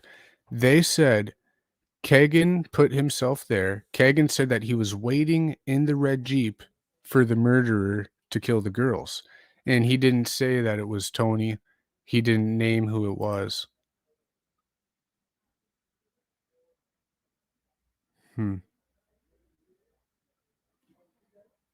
Yeah, the wife is a veterinarian. Not sure what the daughter does, and I honestly, I don't wanna talk about the daughter all that much, other than the fact that she looks like Libby and is very creepy, and that has to do with his psychology, not hers. I just don't wanna bring up the daughter that much, and not even the wife really, because it's at this point, they're victims and they're either brainwashed and hurt and in denial and standing by him. She said she's afraid to leave the house, like, there's 92 people watching this right now. I imagine maybe 1,000 people might watch this. I wouldn't wanna be the reason why people go out and dox or, put out information on these family members. So but I will, the obvious stuff that should be answered or talked about, I get it, and I'm not holding that against you. Grab it. Also, you can grab trash on a curb. So, like, one of the things you can do is you can stake out a person's place and wait till they put trash out on the curb, and then it's public domain. So you like grab that trash bag and you go through it until you, and then you test all the DNA and see if it matches. That's another way. So they may have gotten him through DNA. If they got him through DNA, it's really good. All right. Let's see. Did he confess? Probably not. Did he tell them something only the killer and the police would know? Well, this is interesting. Usually that happens when somebody confesses. The reason the police keep something secret is that if somebody confesses and knows that secret, then there must be the guy. That's the reason they keep things secret. I do not know that this happened in this case. I don't believe he confessed to anything. All right. Why didn't they release the whole video? A lot of people wonder because only a piece was released. Well, maybe because it wasn't useful. Maybe he said, go down the hill. And then for the next part of the video, the girls are going down the hill. There's no point in releasing it. Maybe the guy did say something or do something that they thought was useful to keep secret in case somebody confessed. Or maybe it's just something horrific that the girls are screaming or crying and they just didn't want to release that to the public because it would upset the family. I mean, we have to understand the family is there. It's, just because we are little selfish selves want to know what happened, we are not, no, we're not the family of these two girls. If it were my daughter or granddaughter who was murdered, I really could give a crap about what you people think out there, outside of catching the guy that did it, if this is the guy. All right, so yeah, if it's horrifying to the family and serves no purpose, they have no reason to release it. All right, recently, the judge recused himself out of fear for his family. Yeah. And Rose, these reasons that people think Tony Klein is involved are totally satisfactory and reasonable. I mean, I still do think Tony's involved. I would like to inform everybody, please don't forget about Tony, as disgusting and forgettable as a despicable human being that he is, because we do know. So in interrogations, they can lie. Yeah. But I'll say this as fact. This whole thing here, this especially with the Anthony shots, it has sparked the biggest CSAM pedo investigation in Indiana history. And think about it like this. If Kagan wasn't involved, or if Kagan was involved, hypothetically, it doesn't matter, because if Richard Allen is arrested and Kagan is arrested, and they're the only ones who are involved, there's no reason to seal the PCA, the probable cause. The only reason to seal it, which they have told us, and so many people are still fighting, is that there's more stuff out there. There's a lot more investigating to do on the Anthony shots front, I think. But that's what I think. That's my opinion. And the problem is, I think it takes away from Tony's ex-family members when they came forward and told their stories of how Tony abused them. He did some really, really, really horrible stuff. Really horrible stuff. He beat the shit out of his wife many times. She would show up to family gatherings with black eyes. He fractured his stepson's orbital socket because he accidentally flooded the toilet. Yeah, he picked his son up, broke his eye socket on the toilet. He forced his stepdaughter to give him massages, to take off his socks and shoes, and rub his feet while they watched wrestling. There's so much history of abuse and nastiness in here. And when you take into account that some of the internet searches from the Klein household had fascinations with stomachs, we know that a sock was taken from the crime scene. Tony is a sick, sadistic individual, and I think he's involved. I think he is. I don't care if people get mad at me for it. I'm not saying that Richard Allen isn't the killer or anything. I'm just saying I think this is a really, really big thing. A lot of tentacles. A lot of tentacles. Family because of the crazies on the internet threatening him over the lack of release of info. Actually, this is why he did it. People say, why did he do it? That's why. Because too many people in the internet are attacking the judge and threatening him and his family because they said, oh, we think he's got a partner. We think something else is true here. We want to know the truth. We want to know all the details. Well, screw you. You don't have the right to know. This is a police investigation. You are not even living in Delphi. You live in Alaska. You live in Tennessee. I live in Maryland. It's none of my damn business, quite frankly. So while I understand some people's wanting to their hearts are into solving this crime. It is not your business to interfere with the crime and how it's handled to go forth to the prosecution. So Ryan says we can't seal that info that's supposed to be released because law enforcement suggests that there might be more involved. That's a cop-out. Well, I think they're suggesting that they have proof that there is more involved, and they're not sealing it forever. They're sealing it for a little bit of time. So I see what you're saying, but I think it's a little bit black and white, the way you're thinking about it.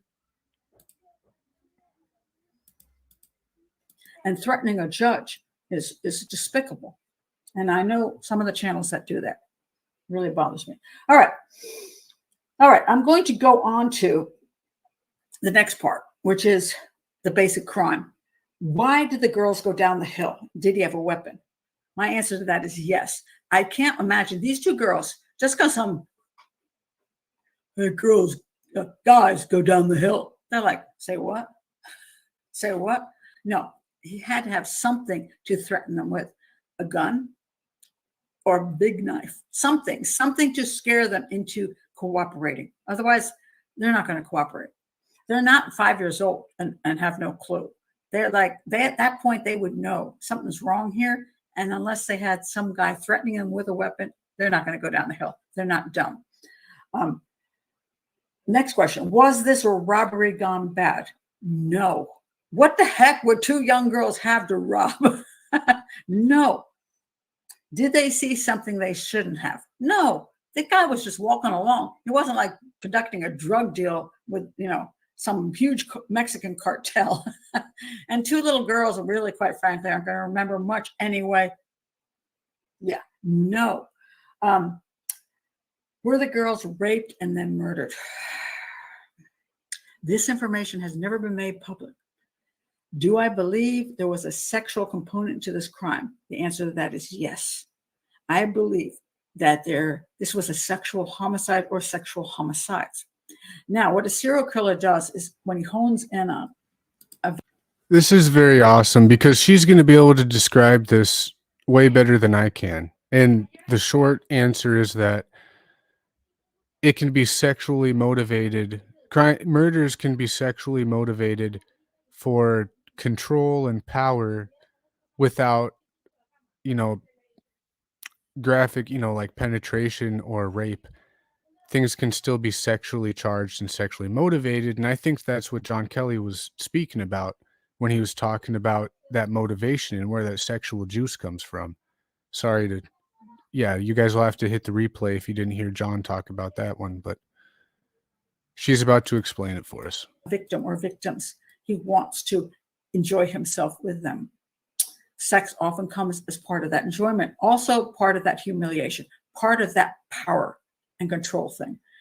Now, he may have only wanted one of them, and the other one was collateral damage. And he used that person to get to that girl to get the other girl. So, yes, I believe that it was a sexual homicide or homicides. Mind you, a sexual assault does not have to be rape. It can be other things. So understand that. All right. What does it mean that the bodies were staged, or were they posed? Well, I don't know. This was some information that was let out by, I don't know why it was even let out. Were the bodies staged or were the bodies posed? These are two different things. Okay, staging is when you want to confuse law enforcement and send them off in a direction that's not true. Like, for example, a husband will kill his wife and then go, I'll make it look like a rape, serial killer, so that nobody looks at me. Or that's probably the primary reason people thinking they're smart, trying to make the investigators look in a different way. So that's staging. And also, I think some of the worst sadistic people out there, they will stage a crime because they want whoever discovers it to be in shock and traumatized for the rest of their life. They want to send a nasty message to people. So that's another reason I think sadistic people stage, other than trying to get away with the crime and make the investigators look somewhere else. So that's the difference. I think she's going to tell the difference between staging and posing. So that's staging. Posing is more like a Danny Rolling thing, where Danny Rolling, when he killed his victims, like, oh, not only did I rape and kill them, but I really think it'd be cool if I cut off her head and put it on a bookcase. And when the police come in, they're like, and then they're going to take pictures. Damn, I guess I might have had that wrong, because she's saying that this is posing. Posing. See, yeah, maybe I got that wrong. Staging, but I don't think I got it wrong. I think sometimes their motivation behind staging is to shock people. I'm going to have to,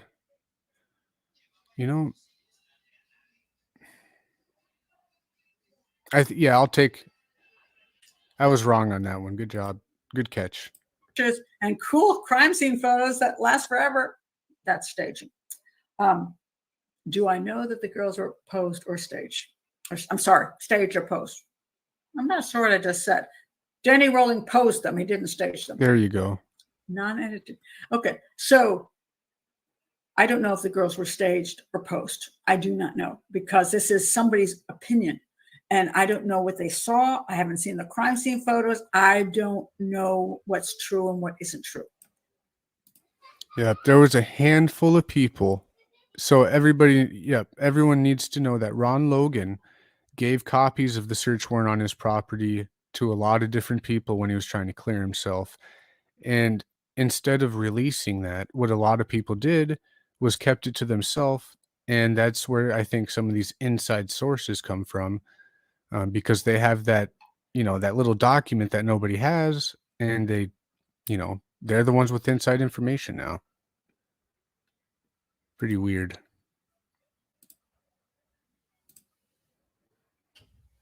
Yeah, thank you guys for being so polite and down to earth and chill tonight. I really appreciate it. Good conversations. I do not believe the guy staged, because what's the point? What is he going to stage them as? I mean, two girls got murdered in a park.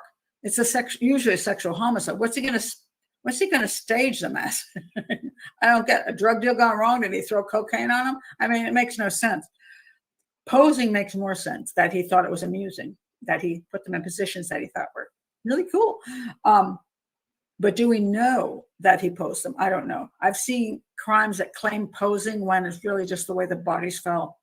I do not know. However, if posing was involved, that's more likely than a serial killer is the only one who would do that, because it amuses him, and it's just kind of his sick kind of thinking. All right. Let's see. And guys, we're at about 26 minutes here. I think I'm going to go for about 10 more minutes, and then what we're going to do is I'm going to get out of here.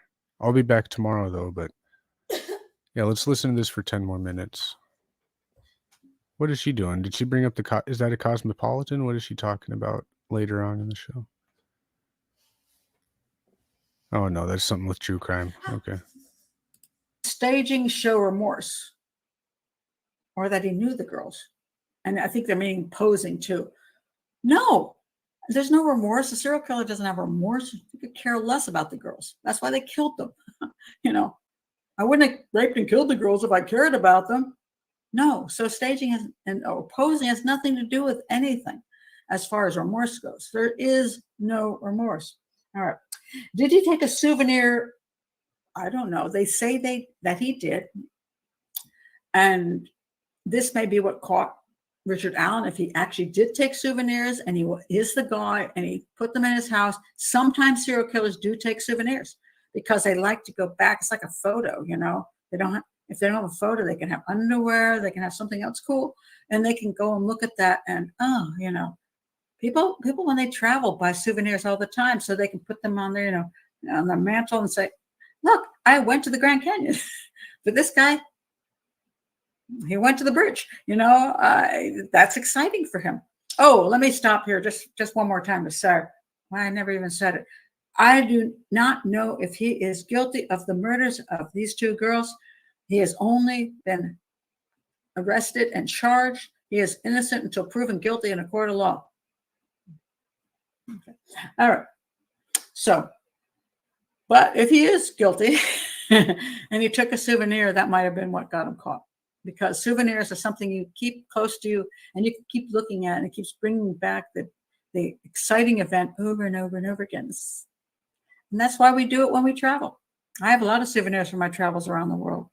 And if my hobby is killing, that's going to be my souvenir.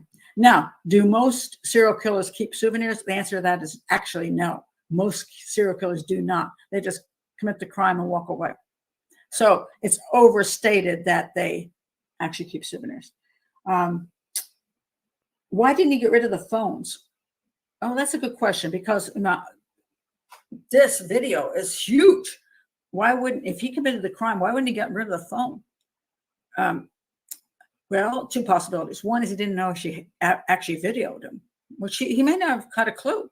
And therefore, when he killed them, he didn't bother with their phones because what's the point? The other thing is that the concept is when you video that it goes up to the cloud. If you're on like an iPhone, it goes up to the cloud. But if you're not in an area that has any reception, it's not going to go to the cloud till later. Maybe he's just not very smart. Maybe he just didn't know they had phones. I do not know, but. And I think that if they didn't take Libby's phone, which we know to be true, he probably didn't take his own phone there. He probably didn't want to get traced. But I got a little sidetracked. I don't even know if that's what she was talking about. I just heard phone. But guys, the link is in the description here. So yeah, maybe the last 5 or 10 minutes we can talk about leakers. So that's very interesting. So Bloke, yeah, I remember I was in the stream with you. Thought you did a really, really good job, and it was pretty awesome. Yeah, and then Mandy came into the chat and she was saying that the messages were fake and stuff. See, I can understand people questioning if Jordan McCoy is actually Colt Kello, that, you know, pedophile nasty guy in Oklahoma City. But we have proof that Jordan McCoy is a groomer. Jordan McCoy is he's doing really nasty, nasty bad things. So I don't think that those messages were fake. I don't think those messages were fake. I guess we can talk about that for the last 10 minutes. Let's see. So you don't know who faked them. You just think that that guy Shiloh August might have had a hand in it. You don't think Kate is a part of it. See, there's no, yeah. It's pretty much we showed proof that Jordan McCoy is going around grooming and you know, making people go in vanish mode and being disgusting. That's proof that Jordan McCoy did that. And you're saying that that proof is fake. I can understand you saying we don't have proof exactly that Jordan McCoy is this Colt Kello guy, but we have proof for sure that Jordan McCoy did that. So All right. I have a call, so let's go ahead and take a caller. Sterling, can you wave your hand for? Okay. Are you cool to be on camera? You could turn it off or on. Are you cool? Okay. Yeah, I'll just bring you on real quick. Hey, It was, Sterling, welcome, man. hey, thanks. Thanks for having me. I'm gonna keep all my clothes on. Don't worry. Thank God. I didn't even do the test. I trust you. um, so I just saw you were live and hit the link. I thought we might be talking about the Delphi case, but now I'm not sure. Yeah, let's do it, man. We can do that. I got my point across. This lady's saying that maybe something with leaker. Yeah. What do you think about Delphi, man? How long have you been on it, and what are you thinking about all these developments with Richard Allen? Yeah. So again, I just logged on, and I'm not sure what that previous conversation was about.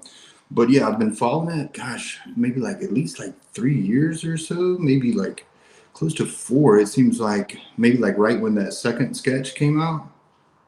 Somewhere around there. Used to listen to a lot of Anthony Greeno and True Crime Investigates, and this case just captivated me from the beginning. The fact that you could have video, audio, alleged DNA and fingerprints, perhaps, so forth and so on. So more than any other case, I've been interested in this one. And And so how long have you been interested in it? Like, did you just hear about it, or was it like the 2019 press conference, or before that, or? I tried to pinpoint it exactly. You know what I think I did was I was searching for like true crime cases that had video evidence. I think I was searching I was looking to see like if like some crime. Like killer last seen on camera, or victim's last. I see what you're saying. Something like That sort that. of thing. I wanted to see a case that had video evidence that was still unsolved. I don't know why. I was just curious into that sort of thing. And that's how I think I found it. And I think it was very close to the second sketch. Yeah. Yeah. Yeah. So, man, do you think that there could be more involved than Richard Allen, or like, what did you feel before this Richard Allen thing came along? Did you have a theory? I never had, like a suspect or POI. I've always tried to be very open-minded. My theory was that law enforcement dropped the ball, and I was kind of actually I was kind of thinking they would never solve it. Mhm. I thought that they were just throwing things all over the place, and I thought that, when they arrested Richard Allen, I was shocked. And I thought that because it was so out of the blue, if they had arrested someone like TK, we'll call him, I'm not sure the rules on your channel. And again, thanks for having me. But Yeah, no someone who had problem. been, talked about, I wouldn't have been so surprised. But because, he came out of nowhere, I figured they had a rock solid case against him. Yeah.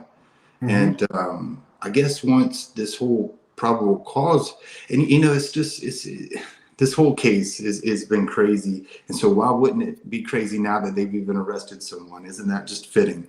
So I feel like the sealing of the probable cause affidavit was, from what I hear, pretty much unprecedented. And when the lawyers who saw it came out and said that it was flimsy, that's when I did a 180, and I was like, wow, well, maybe they don't have the right, maybe they don't have a solid case. And Yeah. could there be more people involved? I think was one of your questions. Yeah, there could be. And I mean, but it doesn't sound like if the case against Richard Allen is flimsy, I think the case against this other person or people is even flimsier, because obviously they haven't charged the other people. Yeah. Man. Yeah, court's coming up. I'm trying to think of what's coming up for the Kleins and well, Tony's not like going to court or anything, but Kagan still has court cases, and Richard Allen is doing his thing. I think that it's like super involved. I think this Anthony Shots thing sparked a lot more suspects and victims, is what my theory is. But I'm not sure it's related. I mean, it certainly seems like that. But I'm just kind of a skeptic. And let me ask you this, because there's so many rumors that are flying around this case and have been from the beginning. The story about the Richard Allen stealing something for the neighbor. and then them going to search his place for the neighbor's stolen item. Have you heard that? Is that true? What's that? Say that again. I heard a story that when they searched Richard Allen's place, it was because of the fact, or because he had allegedly stolen something from his neighbor. Have you heard that story? Has that been corroborated?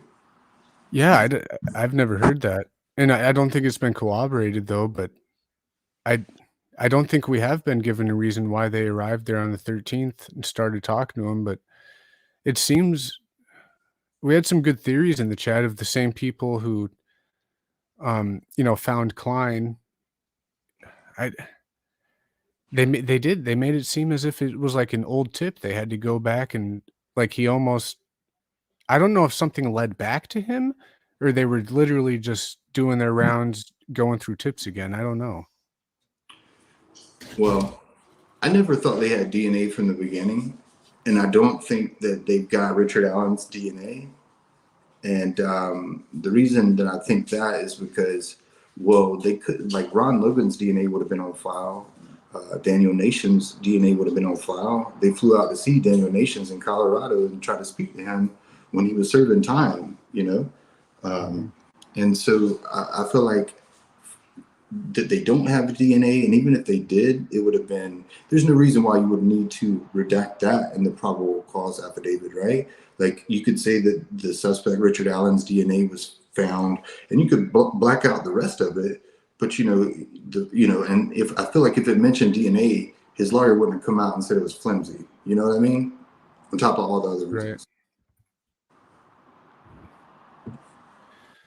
Well, I've been on a little bit, but I mean, I know you just called in kind of briefly. I want to say thank you, and I'm about to get out of here. But is there anything on your mind or anything that you kind of wanted to share with us?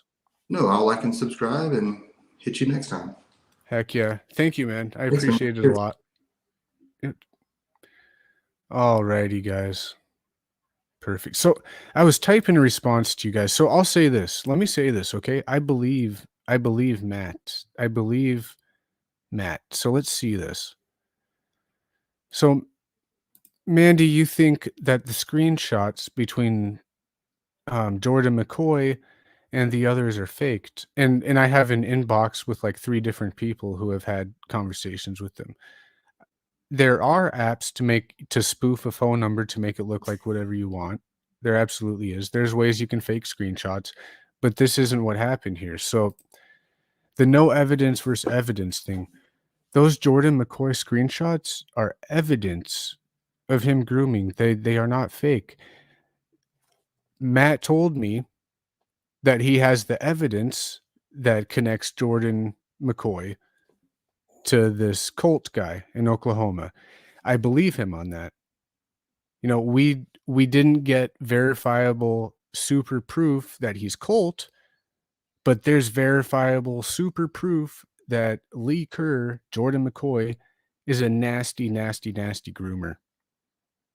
All of his responses, he's been a smug idiot, over intellectualizing his responses.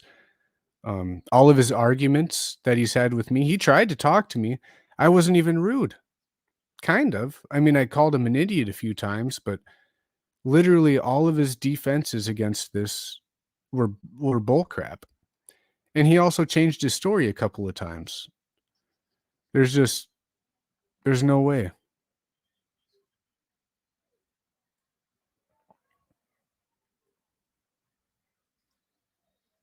What do you mean, which is it? So which is it?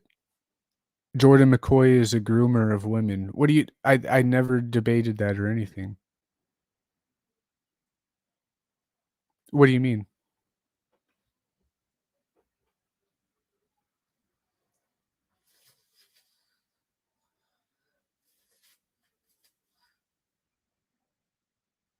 I'm trying to see what exact...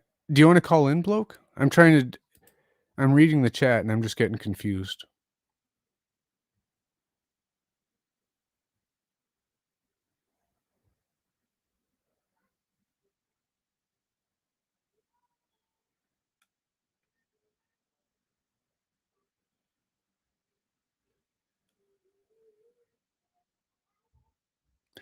Yeah, that's really... Mandy, Do you know how? Okay, let's say hypothetically, yes, that was spoofed to be Colt Kello. It was spoofed by Jordan McCoy while he was grooming women. That doesn't take away the fact that he did these horrible things to all these women. I really don't understand.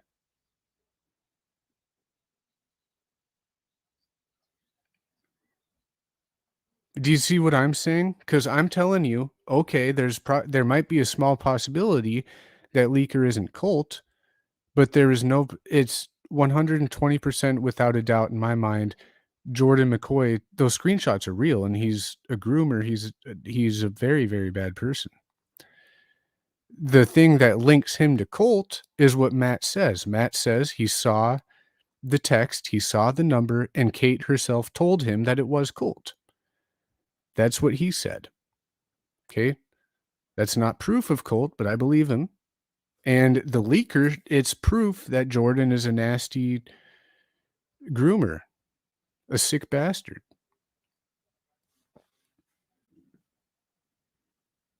So,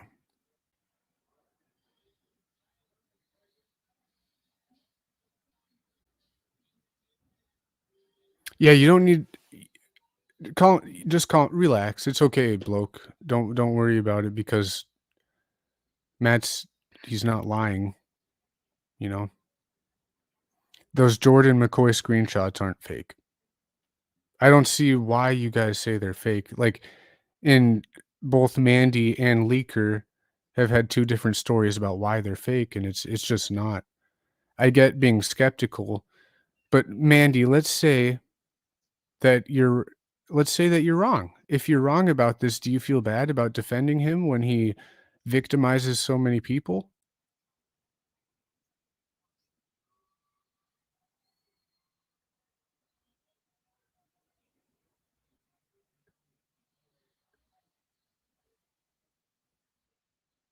Mm-hmm. Mm-hmm.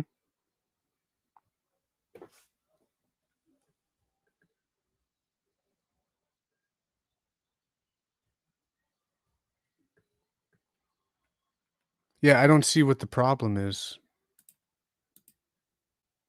Okay, so he told you that he didn't want to because he cares about her. He doesn't want to hurt her.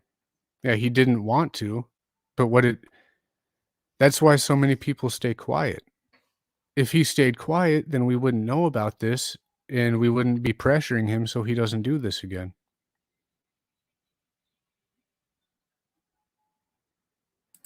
I did ask him, and I do know. My thing is what does it matter? What does it matter if they were her messages or somebody else's message? It was Jordan McCoy grooming her. Are you saying that if she was grooming a different woman, it's okay, but if she was grooming Kate, it's not okay because Kate didn't want it to be known? Well, okay. That it sounds like it's a personal problem between you and Matt. Because this is for the greater good, so other women and men don't get victimized by this piece of crap. You know?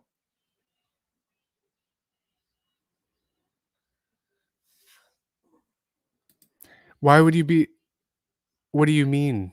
I care because he said that the messages are from Kate. Who Okay? Why does that I don't get it, bloke. Are you See, Mandy? Mandy, you're making it but you just got bloke mad. Doesn't make any sense.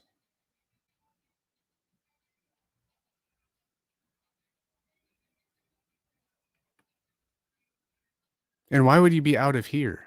What did I do to you, bloke? Come on, man. You're always in my DMs and you're telling me like I hate drama, and then you come on here and you beg for apologies from Andy, and I'm talking to you being nice. Come on, this is why we have so many problems.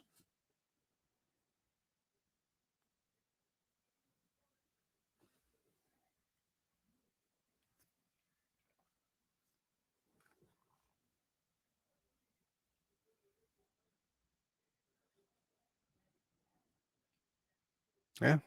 Okay.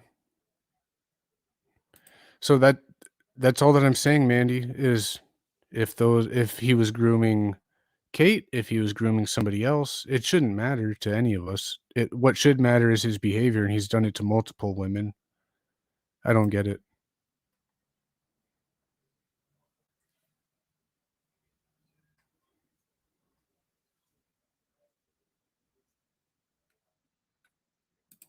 Okay, maybe she didn't get bloke mad. I mean, I'm a little upset because you can't come in here and say that screenshots are fake when you have no proof, because that's proof that Jordan's a groomer. So, but yeah, he did come in aggressive and dramatic, and then he says he never is. So I get it. I get it. Okay.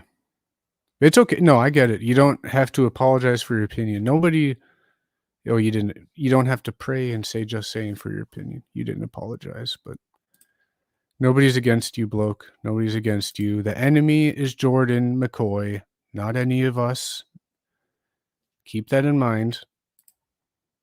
What you bloke called out a groomer and brought a lot of awareness, so hopefully a lot more women are safe. You did a great thing, bloke. You did a good job. Okay? Good job, dude. If those are Kate or are not Kate, I really don't know why that matters. And if it matters, it's because it's a personal thing. Matt told you he would never do that to Kate. Well, hate to say it, but people have to speak up so this stops happening. Hate to say it. Because if you say they're faked, you have to obviously show proof. You can't do that. It's like, I don't debunk anything that I can't debunk. That would be wrong of me, because I would be lying, or I would be misinforming people.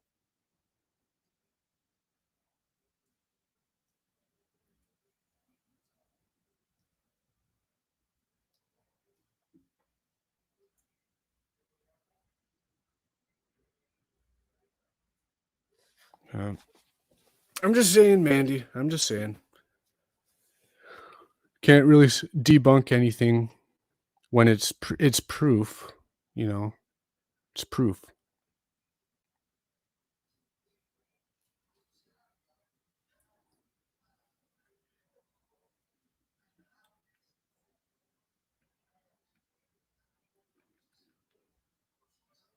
Wait a second. What do you mean something else? What was the first thing that I shouldn't do?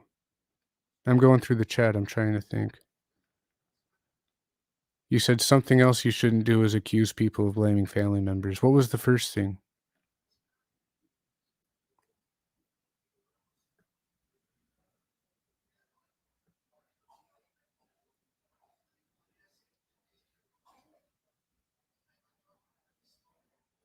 Apparently, when you thought that you mentioned Kelsey contacting the Shots account, that was you blaming her. No, I swear it was something else. You've made a lot of posts, and it's not just on Facebook. It's in the YouTube chats. I mean, you're sitting here defending Jordan McCoy for some odd reason. Why? If you're wrong, then you're defending somebody who's victimizing people left and right. I don't understand. You're bringing up stuff that doesn't even matter too. This is not even anything. Show it. I don't have to show it. What I can say is I'm sorry. I'm sorry if I blamed you of blaming the family, because you didn't, Mandy. I'm sorry that I blamed you for blaming the family when you didn't. Okay. I don't have to show it. I'll just apologize to you. This Jordan McCoy thing is a different situation, though.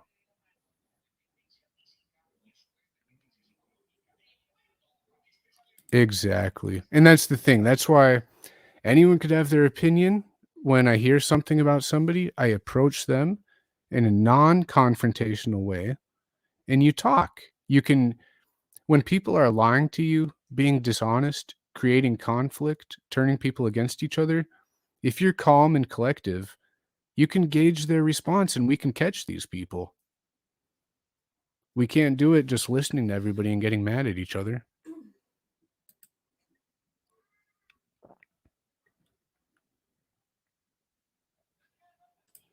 Okay, because what you said was don't come in chat saying they were fake.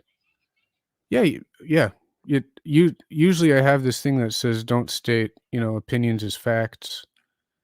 And that's what it would be. If you come in here and you say they're fake, then I'd expect you to show proof of it, but you didn't. So that's all that is.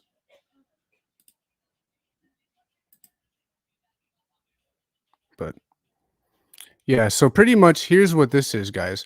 Who sent True Crime Bloke that message? Somebody just sent True Crime Bloke a message, I bet, saying, "Look, they're talking shit about you. Um, da da da da da. They're lying." Whoever is putting this in people, they do it to get people upset and do this stuff. I don't, That's what I'm doing behind the scenes. I'm finding all these idiots who are, infiltrating our lives, man, making us fight with each other and shit.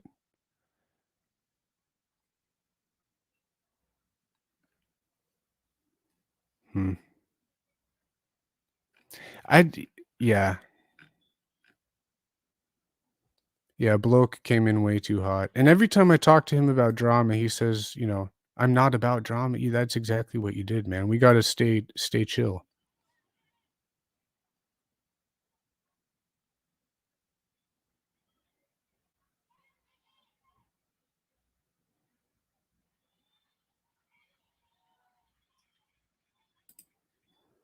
Well, that's why you said, okay, yep, and I said sorry to you. But Jordan McCoy did those things, Mandy. Yeah, I'm sorry for thinking you're on the family blaming train.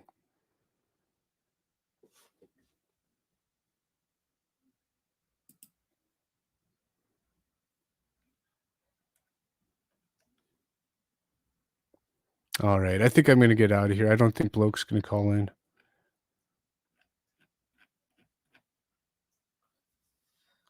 I'd be interested, though. I wonder if anybody sent Bloke a quick message trying to get him mad and it worked. Like, these people are really good at manipulating and getting people pissed off.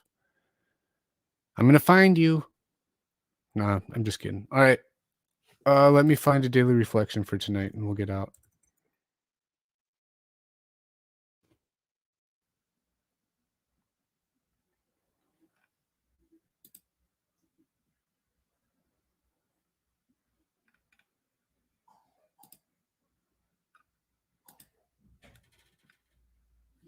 Like, okay, for instance, True Crime Bloke has a moderator named Jenny DeWitt, and Jenny DeWitt openly says that she likes Shattered Mirror, True Crime Joe. Like, there's people that are obviously, they can infiltrate people's communities and be their friends, but all they're really there to do is to start shit between creators. Yeah, I don't know. Kind of irks me. Okay, the reading for today is called Doing Anything to Help. Offer him, the alcoholic, friendship and fellowship. Tell him that if he wants to get well, then you'll do anything to help. I remember how attracted... Did I already read this? I think I did. A priceless reward. Work with other alcoholics. It works when other activities fail. Life will take on new meaning, as the big book says. This promise has helped me to avoid self-seeking and self-pity, to watch others grow in this wonderful program, to see them improve the quality of their lives, is a priceless reward for my effort to help others. Self-examination is yet another reward for an ongoing recovery, as are serenity, peace, and contentment. The energy derived from seeing others on a successful path, of sharing with them the joys of the journey, gives my life new meaning. Alrighty. If you're not spiritual or anything, alcohol problems, apply that to anything else going on in your life. But alrighty. I'll see you guys later. Find a song here. Let's find something good. I really like this song. It's The Cable Guy. It's the Cable Guy.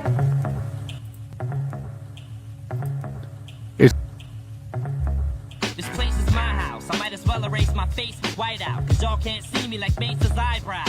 Climbed out of a nice house through the front window and heard this guy shout, "Hey, that's my cow!" Pull a 9 out during the rhyme bout while I'm ripping the shit.